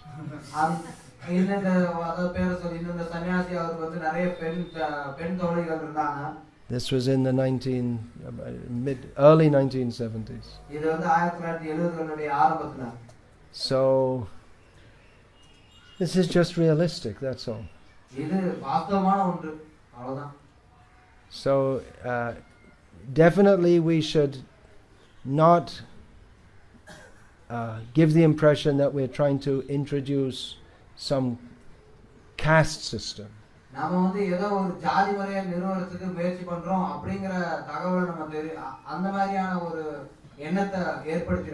at the same time, Vaishnavism, there are many rules.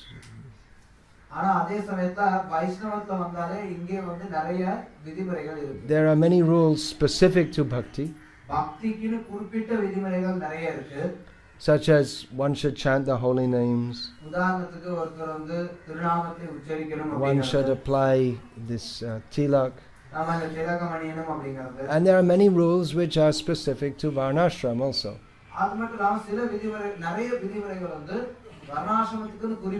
So devotees don't necessarily follow all the Varnashram rules, or they may not follow them in exactly the same way as non-devotees do.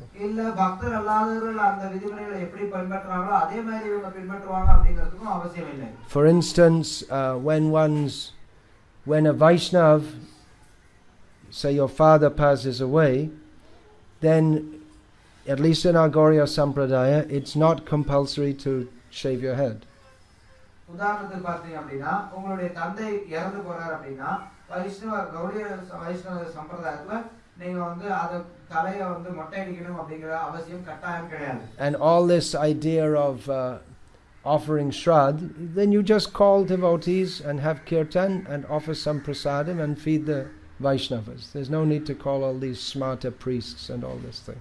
The Shradha Mandra Tavasam Mandra Adukala வந்து நம்ம வெளியில இருந்து நபர்களை கூட்டிட்டு வந்து பண்ணனும் அப்படிங்கற இந்த ஸ்மார்த்தர்களை கூட்டிட்டு வந்து சடங்கு பண்ணனும் அப்படிங்கற அவசியம் கிடையாது. நீங்க வைஷ்ணவர்களை கூப்பிட்டு கீர்த்தனம் வச்சு வைஷ்ணவர்களுக்கு பிரசாதம் கொடுத்து அதன் மூலமா அந்த சடங்கை நீங்க நிறைவேற்றலாம். But there is as I see it, there's a very deep misconception among our devotees from the West that everything, and many in India also, actually most of the devotees everywhere, all over the world, they share the same misconception that more or less everyone all over the world shares, that modern Western culture is the apex of human civilization. நிறைய பேர் என்ன நினைச்சிட்டு இருக்காங்க அப்படினா நிறைய பேர் அப்படிங்கறதோட நம்மளுடைய நிறைய பக்தர்கள் மேற்கத்திய நாடுகள்ல இருக்கக்கூடிய பக்தர்கள் மேற்கத்திய நாடுகள்ல இருக்கவங்க மட்டும் இல்ல இந்தியாவுல இருக்கவங்களும் சரி அவங்க பொதுவா வெளியில இருக்கக்கூடிய மக்கள் எந்த விஷயத்தை நம்பிட்டு இருக்காங்களோ அதே விஷயத்தை நம்பிட்டு இருக்காங்க. அது என்னன்னா மேற்கத்திய கலாச்சாரமானது மனித சமுதாயத்தினுடைய பண்பாட்டினுடைய உயர்ந்த தளத்துக்கு வந்திருக்கிறது தான் மேற்கத்திய கலாச்சாரம் அப்படிங்கிற ஒரு தவறான எண்ணம் எல்லார் மத்தியிலும் இருக்கு. I mean everyone knows, they learned it at school, right? எல்லாரும் இத வந்து தெரிஞ்சு வச்சிருக்காங்க. ஏன்னா அதான் பள்ளிக்கூடத்துல படிக்கிறாங்க. மேற்கத்திய கலாச்சாரம் இருக்கிறது தான் வந்து உயர்ந்த ஸ்தானம் அப்படியே உயர்ந்த நாகரிகம் அப்படியே. You see, first of all there was nothing. பள்ளிக்கூடத்துல என்ன படிக்கிறாங்க? ஆரம்பத்துல எதுவுமே இல்லாம இருந்தது. Then there was a very big bang. அதுக்கப்புறம் வந்து ஒரு பெரிய பேங் ஆனது. We don't know exactly how it came because there was nothing, but then there was a big bang. அது எப்படி வந்தது அப்படினு உங்களுக்கு எதுவும் தெரியாது. ஏன்னா ஆரம்பத்துல எதுவுமே இல்லாம இருந்தது. அதுக்கப்புறம் வந்து ஒரு பேங் வந்தது. Then everything cooled down. அதுக்கப்புறம் எல்லாமே வந்து குளிர்ச்சி அடைஞ்சிருச்சு. And there was a big soup. அங்க வந்து ஒரு பெரிய சூப் இருந்தது. On earth. பூமியில கொதிச்சிட்டு இருந்தது. And then it cooled down a bit. அதுக்கப்புறம் அது கொஞ்சம் குளிர்ந்துடுச்சு. Then there were some microbes, you know, all by chance. I forgot to say that, all by chance, all by chance. இதெல்லாம் அப்படியே தானா வந்துச்சு. ஒண்ணா அடுத்து அது வந்து சில மைக்ரோப்ஸ் வந்தது. Then the microbes became a little bigger. அந்த மைக்ரோப்ஸ் வந்து கொஞ்சம் பெருசா வந்துச்சு. And they crawled onto the land. அது வந்து நிலத்து மேல வந்துச்சுங்க. This is science. இது வந்து விஞ்ஞானம் கேட்டுக்கோங்க. And then they became lizards. அதுக்கப்புறம் அது வந்து பல்லி ஆயிடுச்சு. Some of them became very big and they got called dinosaurs. சில பல்லிகள் வந்து பெருசாயிடுச்சு. ரொம்ப பெருசாயிடுச்சு. அந்த பெருசான பல்லியை வந்து டைனோசர்னு கூப்பிட்டாங்க. Some of them turned into monkeys. சில டைனோசர் வந்து குரங்காயிடுச்சு. By chance, of course. ஏதோ தானா அப்படி ஆயிடுச்சு. I mean, you do see lizards sometimes turning into monkeys by chance. Not very often. நாங்க பார்க்குற சில நேரத்துல வந்து பல்லிகள் வந்து அப்படி டைனோசரா குரங்கா மாறுறத அடிக்கடி நடக்கிறது இல்ல. அப்படியே அது நடக்கலாம் அப்படினு. And then some of the monkeys saw their fruits on the trees. சில குரங்கு வந்து பார்த்துச்சு பழம் வந்து மரத்து மேல இருக்குன்னு. So they stood up to get them. அதுங்க எந்திரச்சு நின்னு அந்த பழத்தை பறிக்கிறதுக்காக நின்னுச்சுங்க. And when they stood up, they became human beings. அது சின்னமா மனுஷனா மாறிடுச்சு. No, don't laugh. It's in the. I read this in the Encyclopedia Britannica. So this is authorized knowledge.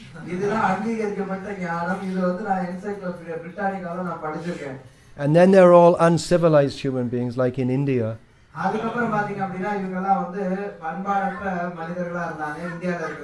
Talking very backward kinds of languages like Sanskrit and Tamil.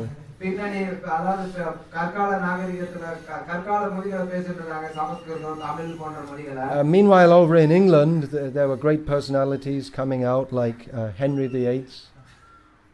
Henry VIII, never heard of Henry VIII? Half your life is wasted. He rejected the Catholic Church, made his own church, had 8 wives, killed 7 of them, one after the other. And அப்ப திடீர்னு பார்த்தா அப்படினா இங்கிலாந்துல ஒரு பெரிய ஒருத்தர் வந்தார். அவர் என்ன பண்ணாருன்னா கத்தோலிக்க சர்ச்சை வந்து நிராகரிச்சுட்டு அவர் தனியா ஒரு பிரிவு ஆரம்பிச்சார். அவருக்கு 8 மனைவி இருந்தாங்க. அவங்கள ஒருத்தர் மாதிரி ஒருத்தர் 7 பேரை கொன்னுட்டார். Then by natural selection, It's all going on by natural இது selection. எல்லாமே வந்து இயற்கையா இந்த மாற்றங்கள்லாம் வந்துட்டு இருக்குன்னு சொன்னாங்க. Don't ask what that means. It's all achintya. அது என்ன அப்படினு கேட்காதீங்க. ஏன்னா அது எதையும் புரிஞ்சிக்க முடியாது. நீங்க எல்லாம் அச்சிந்தியா. One group of chemicals selects something. It's all chemicals, you see. So. ஒரு வகையான வேதியியல் பொருட்கள் வந்து இன்னொரு வகையான வேதியியல் பொருட்களை தேர்ந்தெடுக்குது. இது எல்லாமே வந்து தானா தேர்ந்தெடுத்துக்குதுங்க. Then came Charles Darwin. அதுக்கப்புறம் வந்த Charles Darwin. Darwinaya Namaha. Such a great personality. எவ்வளவு ஒரு பெரிய நபர் அவர். He discovered அவர் கண்டுபிடிச்சார் that our forefathers were all monkeys. மூதாதையர்கள் எல்லாரும் குரங்குகள். And then after that, so many great personalities came out. அதுக்கப்புறம் பாத்தீங்க அப்படினா நிறைய சிறப்பான நபர்கள்லாம் வந்தாங்க. Like Albert Einstein. Albert Einstein. Actually, he was an Austrian Jew. I think probably they didn't find out his forefathers must have been English. அவர் வந்து ஒரு German, you can say German. For you, it's all the same. ஜெர்மன்ல இருந்து வந்தாரு. ஆனா அவர் எப்படி அங்க வந்து ஒருவேளை அவருடைய மூதாதையர்கள் வந்து இங்கிலாந்து ஜெர்மன்ல வந்திருப்பாங்க. I mean, only the best people, they only actually come from England. இருக்கிற சிறப்பான நபர்கள் யார் இருக்காங்களோ அவங்க மேல இங்கிலாந்துல தான் வந்திருக்கணும்னு நினைக்கிறேன். So like that, all the best, of course, some of the English people went to America. That's why it's such a great country. உண்மையில அமெரிக்கா ஏன் ரொம்ப பெரிய நாடா இருக்கு அப்படின்னா இங்கிலாந்துல இருந்து சில பேர் அங்க போனாங்க. அதனால தான் அது பெரிய நாடா இருக்கு. And everything in India especially is completely useless. அதுவும் குறிப்பா இந்தியால இருக்கிறது எல்லாரும் பாத்தீங்க அப்படின்னா எல்லாம் பிரயோஜனம் இல்லாதது. So you all know that already. I didn't need to tell you that. You all know that already. இதெல்லாம் உங்க எல்லாருக்கும் தெரியும். இத நீங்க ஏற்கனவே நிறைய இடத்துல படிச்சிருக்கீங்க. உங்களுக்கு தெரியும். நான் சொல்ல வேண்டிய அவசியம் இல்ல. It sounds stupid, doesn't it? இத கேட்கிறதுக்கு முட்டாள்தனமா இல்ல? But actually, I mean, if you put it in that kind of sarcastic way, it sounds stupid. It is stupid. But most people believe that everything from the West is better. நாம இப்படி வேடிக்கையா நான் சொல்லும்போது உங்களுக்கு தெரியுது இதெல்லாம் கோமாளித்தனம் இதெல்லாம் முட்டாள்தனம் அப்படிங்கிறது. ஆனா நிறைய மக்கள் அப்படிதான் நம்பிட்டு இருக்காங்க. மேற்கத்திய நாட்டுல இருந்து வரக்கூடிய எல்லாமே நல்லது அப்படின்னு. In India also they say now we have factories. Now we're becoming advanced. Maybe the British will actually recognize us at some point in time. அவங்க என்ன நினைக்கிறாங்க இப்போ எங்க கிட்ட தொழிற்சாலைகள் இருக்கு அதனால நாங்க இப்ப முன்னேறிட்டதுனால ஒரு குறிப்பிட்ட காலத்துல இந்த ஆங்கிலேயர்கள் எங்களையும் வந்து பெரியவங்க அப்படின்னு சொல்லி அங்கீகரிப்பாங்கன்னு நினைக்கிறாங்க. One of the great moments in modern Indian history, Amartya Sen got a Nobel Prize. The Western people gave him a prize for being so intelligent. நவீன கால வரலாற்றுல ஒரு முக்கியமான இது என்னன்னா Amartya Sen அவருக்கு வந்து நோபல் பரிசு கொடுத்தாங்க. Come on, you should know his name. No, really, you should, because if you're talking with educated people in India, they all know him.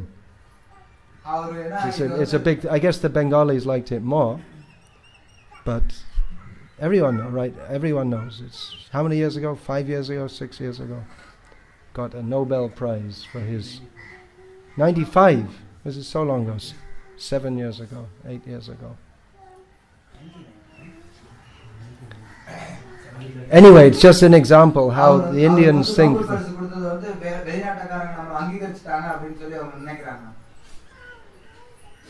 So, this is actually a very dangerous way of thinking, because the whole Western civilization is based on sense gratification. இது ரொம்ப அபாயகரமான எண்ணம். ஏன்னா மொத்த மேற்கத்திய கலாச்சாரமும் என்னன்னா புலனின்பத்தை அடிப்படையாக கொண்டது. And philosophically, it's it's just it's very, very bad condition. தத்துவரீதியா பாத்தீங்க அப்படின்னா இது ரொம்ப மோசமான நிலையை சார்ந்தது. Western philosophy is based on Christian misconceptions. மேற்கத்திய தத்துவங்கள் எல்லாமே பார்த்தோம்னா To simplify the history of Western philosophy, there was a man created by God, created by God. கடவுளால் படைக்கப்பட்ட ஒரு மனுஷர்னா He got lonely. அவர் தனியா இருந்தாரு. So God created a woman also. தனியா இருக்கறவரை பார்த்து கடவுள் வந்து ஒரு பெண்ணையும் படைச்சாரு. Then they had an apple. அதுக்கு அப்புறம் அவங்களுக்கு ஒரு ஆப்பிள் கிடைச்சது. And we've been suffering ever since. அவங்க அந்த ஆப்பிளை சாப்பிட்டதனால நம்ம வந்து இன்னும் துன்பப்பட்டுட்டு இருக்கோம். So then God got a little kind and came in human form. அதுக்கு அப்புறம் கடவுளுக்கு வந்து கொஞ்சம் கருணை வந்தது. கருணை வந்து அவர் ஒரு மனித ரூபத்துல வந்தாரு. He was killed. God got killed. அவர் கடவுள் ஆனா அவரை கொன்னுட்டாங்க. Then he came back to life again. அதுக்கு அப்புறம் அவர் மறுபடியும் உயிர் வந்தது அவருக்கு. And if you believe it, then you go to heaven. இத நீங்க நம்புறீங்க அப்படினா நீங்க சொர்க்கத்துக்கு போவீங்க. And what you do in heaven is you look down and laugh at all the people suffering in hell for eternity. நீங்க அங்க போய் என்ன பண்ண போறீங்க அப்படினா கீழ நரகத்துல துன்பப்பட்டு கொண்டிருக்கக்கூடிய மக்களை பார்த்து நீங்க சிரிப்பீங்க. Which is most of the people, because God only saves those who believe, who are bathed in the blood of Jesus. இது இப்ப அந்த நரகத்துல துன்பப்படக்கூடியவங்க தான் நிறைய பேர் இருப்பாங்க. ஏன்னா கடவுள் வந்து யாரை காப்பாத்துறாரு அப்படினா யாரெல்லாம் வந்து இயேசுவின் இரத்தத்துல முழுகுறாங்களோ அவங்கள தான் காப்பாத்துறாருன்னு சொல்றாங்க. So that's this idea is the main idea in Western philosophy. இந்த கருத்து தான் மேற்கத்திய தத்துவத்துல அடிப்படையானதா இருக்கு, முக்கியமான கருத்தா இருக்கு. And everything else is a protest against it. மற்றது எல்லாமே இதை எதிர்த்து இருக்கக்கூடியதுதான். The Indian philosophy this begins with atato brahma jignasa. Now we should inquire into the nature of spiritual reality. இந்திய தத்துவமானது அதாத்தோ பிரம்ம ஜிக்ஞாசா அப்படிங்கறதோட ஆரம்பமாகுது. அதாவது நம்ம இப்ப உண்மையினுடைய தன்மை என்ன அப்படிங்கறத பற்றி ஆராயணும்னு. Actually, it's not really Indian. இது உண்மையிலே இந்திய தத்துவம் அப்படிங்கிறது. Because that's also a mundane designation. ஏன்னா அதுவும் வந்து ஒரு பௌதிகமான அடையாளம் ஆயிடும். But the culture that has traditionally been prominent here, we can say. நம்ம என்ன சொல்லலாம் அப்படினா இந்தியாவினுடைய இந்த பிரிவுல எந்த கலாச்சாரம் மேலோங்கி இருந்ததோ அதன் அடிப்படையில சொல்லலாம். But the Western world didn't even get that far yet until Prabhupada came. ஆனா மேற்கத்திய கலாச்சாரத்துல இந்த கருத்து அவங்களுக்கு போகவே இல்ல பிரபுபாதர் போற வரைக்கும். So we really have to learn from Prabhupada. அதனால நம்ம பிரபுபாதர்ட்ட இருந்து தான் விஷயங்களை கத்துக்கணும். Otherwise our Western devotees are going to be victimized by their old ways of thinking. இல்ல அப்படினா நம்மளுடைய மேற்கத்திய பக்தர்கள் அவங்க முன்னாடி எப்படி யோசிச்சிருந்தாங்களோ அதே விஷயத்தை யோசிச்சு அது மூலமா அவங்க அடித்து செல்லப்பட்டு. And our Indian devotees are also going to get influenced by their old ways of thinking. நம்மளுடைய இந்திய பக்தர்களும் அவங்க முன்னாடி எப்படி நினைச்சிருந்தாங்களோ அதன் பிரகாரம் யோசிச்சுட்டு அடிச்சு செல்லப்பட்டுருவாங்க. So let us try to understand from Srila Prabhupada. அதனால நம்ம ஸ்ரீல பிரபுபாதர்ட்ட விஷயங்களை தெரிஞ்சுக்கிறதுக்கு முயற்சி செய்வோம். Bhagavad Gita as it is. Bhagavad Gita உண்மையோட Pratibha. And present this to the people of the world. இத தெரிஞ்சிட்டு நாம இதே விஷயத்தை மக்களுக்கும் எடுத்து சொல்லுவோம். Both philosophically, means by talking, தத்துவ ரீதியா நாம அவங்களுக்கு எடுத்து சொல்றோம். அது எப்படினா பேசுறதின் மூலமா, and practically by living the lives of devotees. நடைமுறையில நாம பக்தர்களாக வாழ்ந்து மற்றவங்களுக்கு எடுத்து சொல்றதின் மூலமாவும். If we are also interested in sense gratification like the karmis, then what are we going to preach? நாமளும் கர்மிகளை போல புலன்களுக்கு ஆர்வலர்களா இருந்தோம் அப்படினா அப்ப நாம என்னத்தை பிரச்சாரம் பண்ண போறோம்? If we think that, you see, all these groups, they have so many followers. நாம நினைச்சோம்னா இந்த கும்பல்ல நிறைய பின்பற்றவங்க நிறைய பேர் இருக்காங்க இந்த கும்பல்ல. See all the ammas and Sri Shris and Babas, they have so many followers. நாம நினைச்சோம்னா இந்த அம்மா, இந்த ஸ்ரீ ஸ்ரீ, இந்த பாபா இவங்கெல்லாம் வந்து நிறைய பேர் இருக்காங்க பின்னாடி போறதுக்கு. Christians, so many நிறைய பேர் இருக்காங்க. So why don't we have so many followers? நாம ஏன் அவ்வளவு பேர் இருக்க கூடாது? We should make it easy for people. நாம வந்து மக்களுக்கு எளிமைப்படுத்திரணும் அப்படினு. See, don't tell them don't watch TV. TV பார்க்காதீங்கன்னு சொல்லாதீங்க.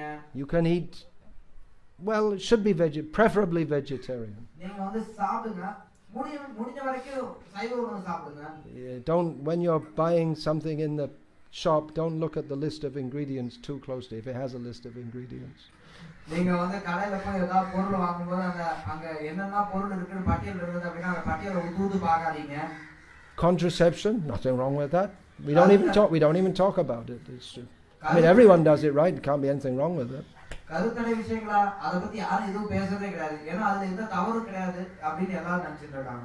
And if your unmarried daughter forgets to use a contraceptive when she's with her boyfriend. Well, there's a nice abortion clinic around the corner.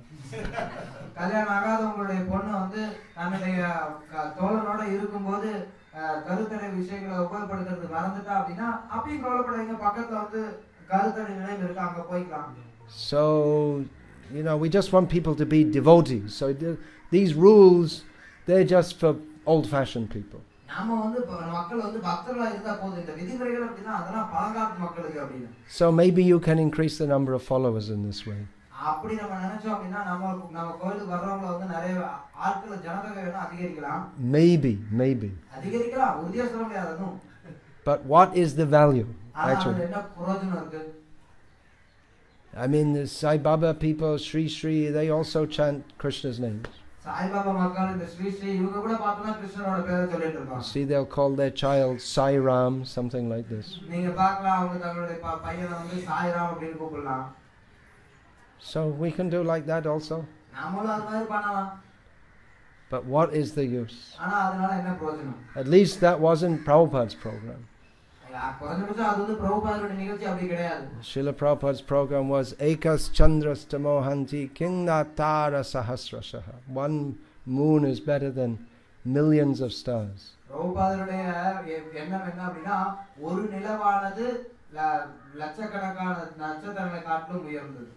So we don't just, of course we want to preach to the masses also.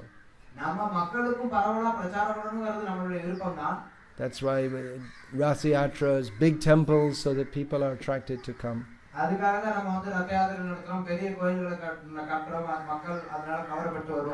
But we should not sacrifice our philosophy and principles just so we can get more, get more and more people. ஆனா அதே சமயத்துல நம்ம வந்து நம்மளுடைய தத்துவங்களையும் நடைமுறை பயிற்சிகளையும் நிறைய மக்கள் இங்க வருவாங்க, நிறைய மக்களை சேர்க்கலாம் அப்படிங்கிறதுக்காக அதை வந்து தியாகம் பண்ணிடக்கூடாது. Hare Krishna. Any questions, please? ஏதாவது கேள்வி இருந்தால் கேட்கலாம்.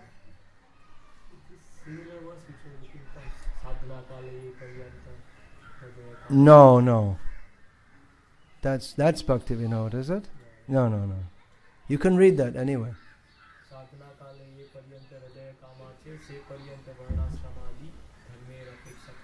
That's Bengali. That's a translation of the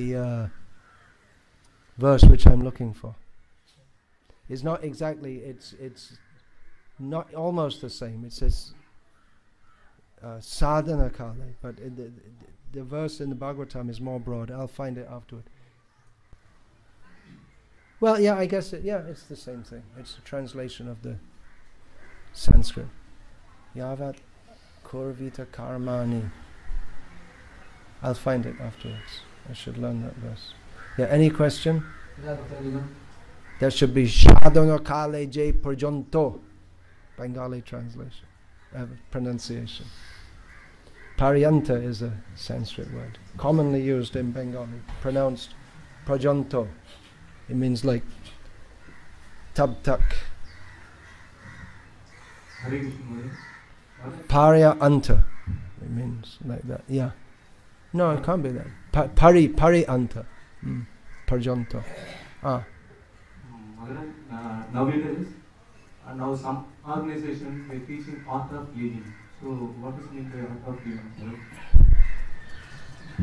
living? What is the art of living? That's the question. I don't know what they're teaching. Their art of living is charging 6,000 rupees for a seminar.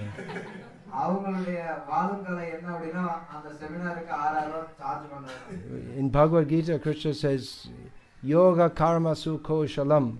So that's the art of living, if you like. Yoga.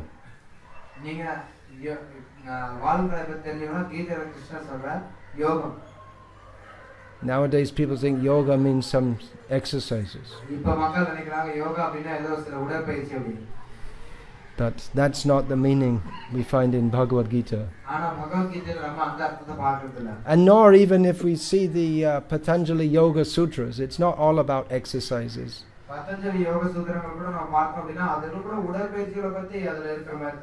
what does he say?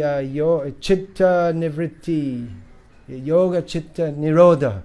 That's in the Yoga Sutras. It says yoga means stopping the consciousness, but that's a misnomer also, because you can't stop it anyway. Yoga அப்படிங்கிறது உணர்வை நிறுத்தக்கூடியது அப்படின்னா அங்க இருக்கக்கூடிய உடற்பயிற்சிங்கிற மாதிரி அங்க எதுவும் இல்ல சூத்திரம்.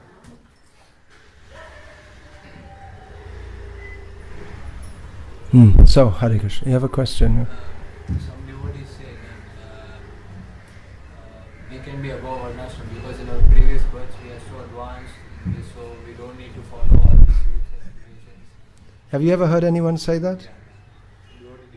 He says that you don't know and I don't know, only Krishna knows how advanced he is by his previous birth.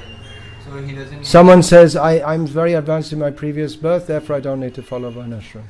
சிலர் சொல்றாங்க நான் வந்து என்னுடைய பூர்வ ஜென்மத்திலேயே நான் ரொம்ப முன்னேறி நிலையில இருந்தேன், அதனால நான் வந்து வர்ணாசிரமத்தை பின்பற்ற தேவையில்லை. Only he and Krishna knows. நான் எனக்கும் கிருஷ்ணருக்கும் தான் தெரியாது. No devotee talks like this. எந்த பக்தனும் அது மாதிரி பேசுறது கிடையாது. We never, none of our acharyas who are actually the most advanced devotees, they never speak like this. எவ்வளவு பெரிய பெரிய ஆச்சாரியர்கள் நம்மளுடைய பக்தர்கள் அவங்க யாரும் அது மாதிரி சொல்றது கிடையாது. No Vaishnava speaks like that. I'm so advanced. எந்த வைஷ்ணவரும் பேசுறது கிடையாது, நான் ரொம்ப முன்னேறி நிலையில It's completely against the whole Vaishnava way of thinking to even think of saying that. இது முற்றிலும் நம்ம வைஷ்ணவருடைய எண்ணத்தை இந்த மாதிரி சொல்றது அப்படிங்கிறது வைஷ்ணவ எண்ணத்துல இருந்து முற்றிலும் வேறுபட்டதாக இருக்கு. The devotee who's like who says this is actually saying that other devotee is like that. You can't question him. Oh, I see. He's saying about someone else. You can't question him. இந்த பக்தர் வந்து அவரை பத்தி சொல்ல வேற ஒருத்தரை பத்தி சொல்ல, அவர் வந்து அவ்வளவு பெரிய நிலையில இருக்கிறாரு அப்படின்னு. There may be cases of devotees who are so advanced that they don't follow Varnasrama. சில பேர் இருக்கலாம் வர்ணாசிரமத்தை பின்பற்றாத நிலையில அவ்வளவு உயர்ந்த நிலையில இருக்கக்கூடியவர்களாக. But they are recognized by other recognized devotees. ஆனா அவங்க வந்து மற்ற அங்கீகரிக்கப்பட்ட பக்தர்களால அங்கீகரிக்கப்படுறாங்க. We have the examples of Gorkishore Das Babaji, Vangshi Das Babaji. நாம பார்க்கிறோம் கௌரகிஷோர் தாஸ் பாபாஜி, வம்சிதாஸ் பாபாஜி போன்றவர்கள் உதாரணங்களா இருக்கலாம். But there's one rule, major rule of Varnashram, which they strictly followed. They never associated with women. ஆனாலும் ஒரு வர்ணாசிரமத்தினுடைய ஒரு முக்கியமான விதிமுறை, அதை எப்பவுமே அவங்க ரொம்ப கண்டிப்போட பின்பற்றுவாங்க. அது என்ன அப்படின்னா பெண்களோட அவங்க எப்பவுமே சங்கம் வைத்துக் கொள்ள மாட்டாங்க. Nityananda Avadhut, he didn't follow all these things. நித்யானந்தர் அவதூதர், அவரும் நிறைய விதிமுறைகளை பின்பற்ற கிடையாது. So but those who are acting as acharyas, they follow strictly for the sake of teaching others. ஆனா யார் வந்து ஆச்சாரியர்களா செயல்படுறாங்களோ அவங்க மற்றவர்களுக்கு சொல்லி தரதுக்காக இந்த விதிமுறைகள் எல்லாத்தையும் ரொம்ப கண்டிப்போட பின்பற்றுறாங்க. We should be very careful of. It's just like Sai Baba. He never said I am Bhagavan, but he let his followers call him Bhagavan. So it's a roundabout way. நான் பார்க்கலாம் இதுவும் வந்து இதுல இருக்கக்கூடிய பிரச்சனைய சாய்பாபா வந்து தன்னை எப்பவும் கடவுள் அப்படின்னு சொல்லிருக்காரு. ஆனா மத்தவங்க எல்லாம் வந்து கடவுள் சொல்றது வந்து அனுமதிச்சார். அது மூலமா இது வந்து சுத்தி வளைச்சு வரும்போது தன்னை தானே கடவுள் சொல்லிக்கிறதுக்கான. He hears them every day singing. What is that? Venkateshwar Suprabhatam. How is that? No, the last line, the refrain goes. They change the name and they put his name. Anyway, they change the name and put his name, and he hears it every morning and he doesn't say anything.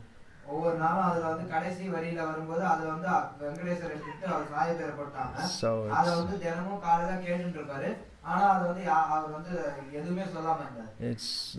he doesn't call himself Bhagavan. It's like smoking ganja through someone else's hand.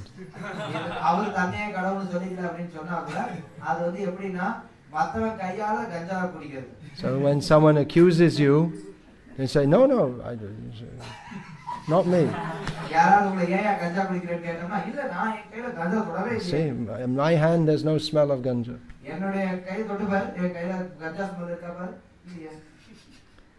So all cheating.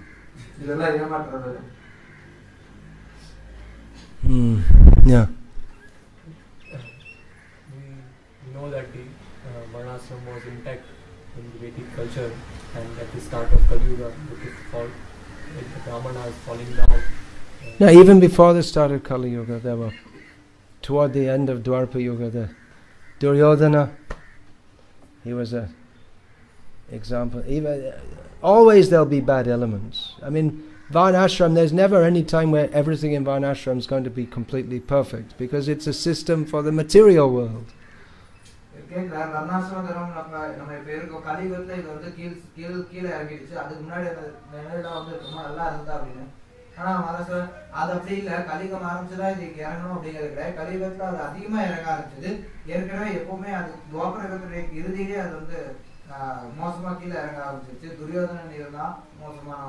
அது மட்டும் இல்லாம இது இந்த எந்த காலகட்டத்திலயும் வர்ணாசிரமம் வந்து முழுமையா பக்குவமா இருக்கும் அப்படி நம்ம சொல்ல முடியாது ஏன்னா இது பௌதிக உலகமாச்சு.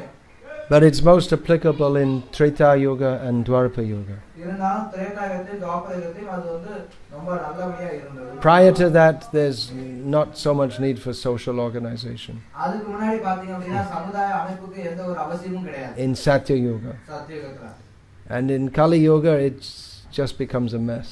கலி யுகத்தை பாத்தீங்க அப்படினா இது வெறும் மோசமானதா இருக்கு. Then Karna was often that example comes. Karna was seen as a Nasi Putra and always put down that well, he was, the Pandavas would always refer to Karna as Sutta Putra. Because his conscious, I mean his pravritti, you could, or his tendency was to be like a kshatriya, but his consciousness was, it was not, see, kshatriya is not just a matter of being a fighter, but one has to give shelter to the citizens. One has to not pick unnecessary fights. It's not just that he's some kind of big bully who goes out and beats people up because he's stronger than them. ஒரு அவனுக்கு சத்திரிய சுபாவம் இருந்தால் கூட பாண்டவர்கள் அவன் வந்து சத்திரியனா ஏற்றுக்கொள்ளவில்லை. ஏன்னா கர்ணன் அவனுக்கு போர் வீரனை போல இருந்தான்.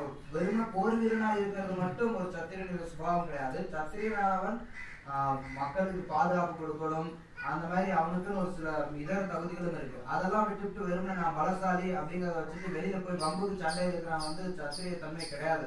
அதனால பாண்டவர்கள் கர்ணனை சத்திரியனா எடுத்துக்கொள்றது.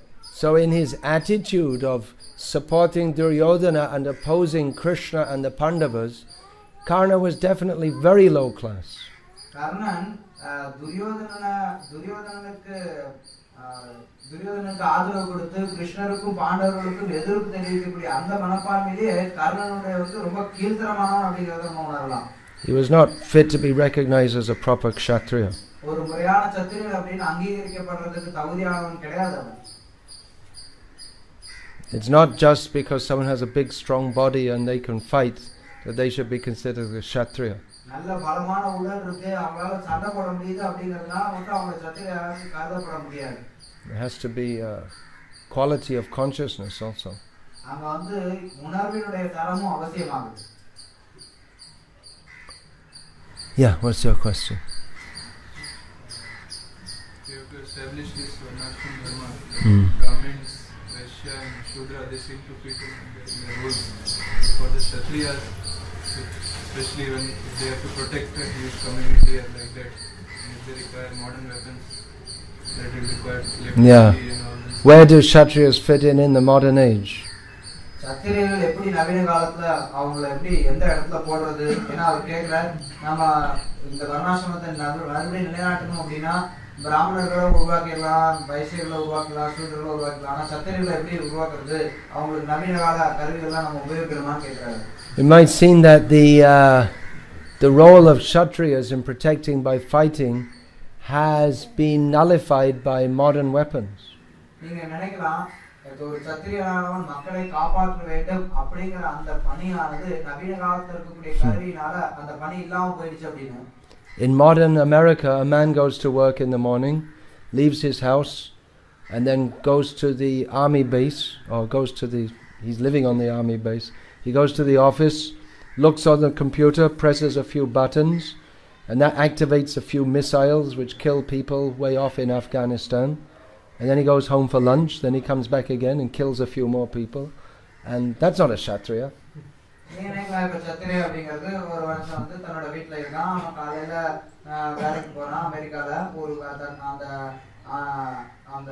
இந்த ராணுவத்தினுடைய குழுவில் தங்கி இருக்கிறான். அங்கே போகிறான், அங்கே உள்ள ஆஃபீஸ்குள்ளார போயிட்டு சில பட்டன் அழுத்தினாங்க. அந்த பட்டன் அழுத்தினையும் சில ஏவுகணைகள் வந்து ஆப்கானிஸ்தானில் போய் விழுது.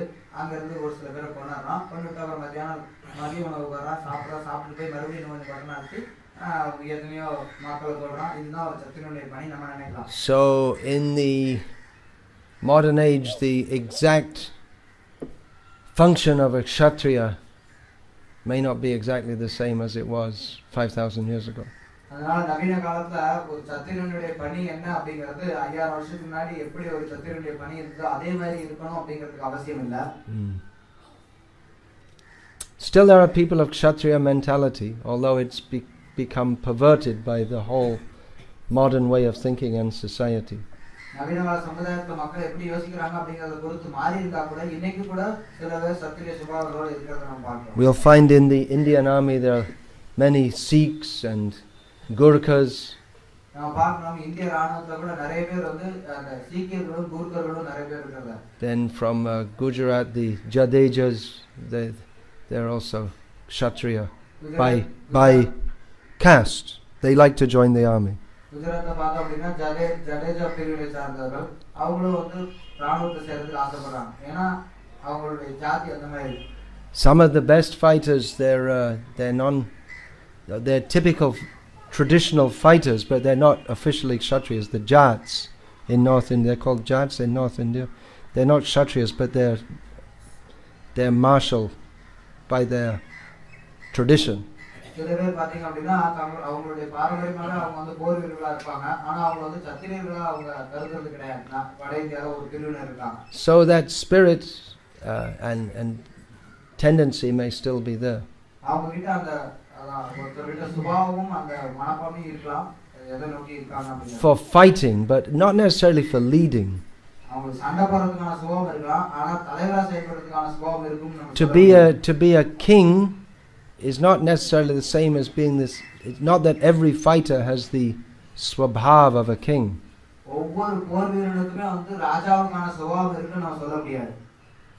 According to Bhaktividya Varnasrama, who I was listening to him speaking about this, he said that many of the fighters, they're not actually Kshatriyas, they're Shudras. Bhaktividya Varnasrama, அவருடைய உபன்யாசத்தை நான் கேட்டுட்டு இருந்தேன். அதுல அவர் சொல்றார், பெரும்பாலான போர் வீரர்கள் சண்டை போடுற போர் வீரர்கள் அவங்க வந்து சத்திரியர்களா இருக்கிறதா அவங்க சூத்திரர்கள்.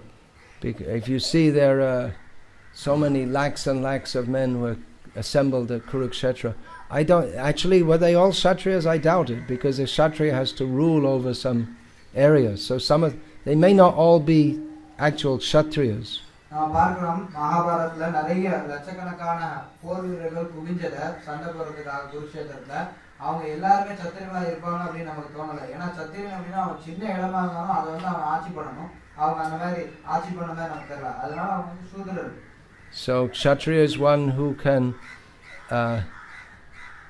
lead the people like a father, who maintains them, who naturally evokes affection from the people. சத்திரியன் அப்படிங்கிறவன் யார் ஒருத்தர் ஒரு தந்தையை போல தன்னுடைய மக்களை பராமரித்து பாதுகாத்து அவங்களுக்கு வேணுங்கிறத பாத்துக்கிறானோ அது மக்கள் அவன் அது மட்டும் இல்லாம அந்த ராஜாவானவன் மக்கள் கிட்ட இருந்து ஒரு அபிமானத்தையும் பெறுகிறான். And they may not be from Kshatriya families also, like that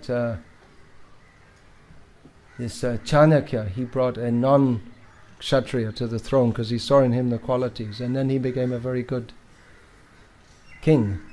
சில நேரத்துல வந்து மன்னர்கள் வந்து சத்திரிய குடும்பத்தை பிறக்காதவர்களாக இருக்கலாம். நீங்க பார்க்கலாம் சாணக்கியர் அவர் வந்து சத்திரிய குடும்பத்தை பிறக்காத ஒருத்தரை வந்து மன்னராக கொண்டு வந்தார். ஏன்னா அந்த நபர்கிட்ட அந்த ராஜாவர்களுக்கான தன்மை இருக்கிறத அவர் பார்த்தார். Srila Prabhupada said if we establish a real class of Brahmanas, then the others, they'll follow naturally. Srila Prabhupada சொன்னா நம்ம வந்து உண்மையான பிராமண உறுப்பினரை நம்ம நிலைநாட்டணும் அப்படின்னா அப்போ மற்ற பிரிவினர்லாம் தானா வருவாங்க. He also said there should be training. of people in all the different occupational duties. So it is difficult to see how we can have Kshatriyas with all the modern laws.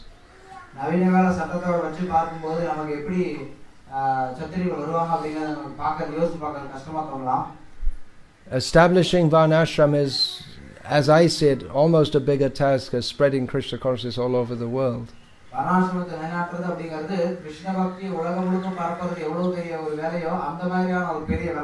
It seemed impossible.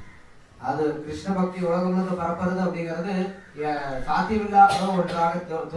Srila Prabhupada was able to do it because he had great faith in the holy name. So Srila Prabhupada in one purport also said that by spreading the holy name, then also the Varnashram can come up.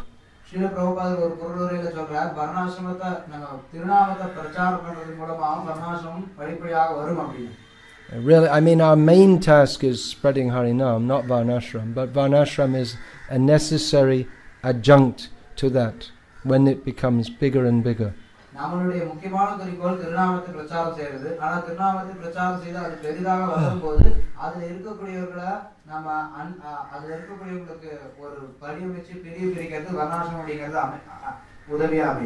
Hare Krishna, we'll finish that.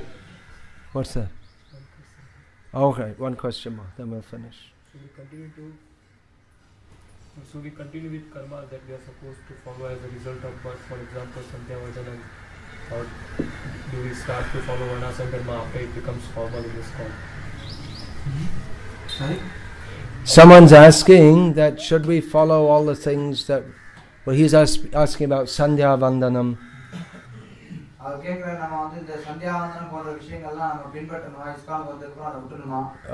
When you come to ISKCON, should you stop doing that? One thing we should understand is that most people who do Sandhya Vandanam today, which means for the benefit of those who don't know, it means it means the 3 times a day chanting Gayatri and attendant activities.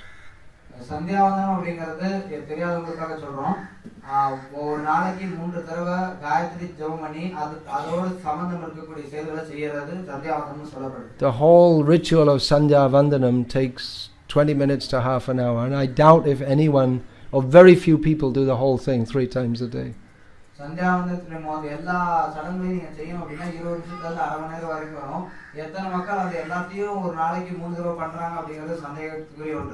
Some people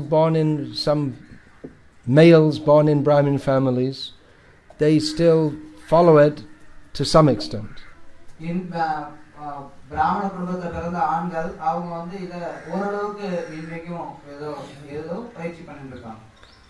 But, well, especially if that's received in a smarta line, then it has no spiritual significance whatsoever.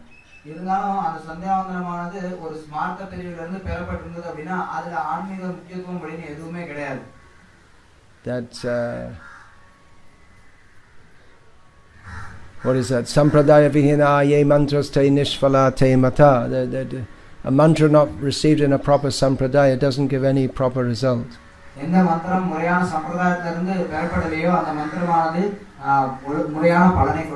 So that is awarded with the idea that because you are born in what is called a Brahmin family, therefore you are a Brahmana. So chanting that Sandhya Vandanam just increases one's bodily concept of life.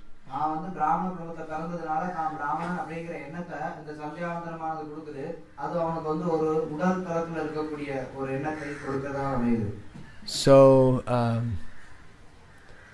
yeah, I don't recommend that you continue doing something which, if you're going to come to Krishna consciousness on the transcendental platform, then why continue to do something, even if it seems to be religious, which is going to perpetuate our bodily concept of life.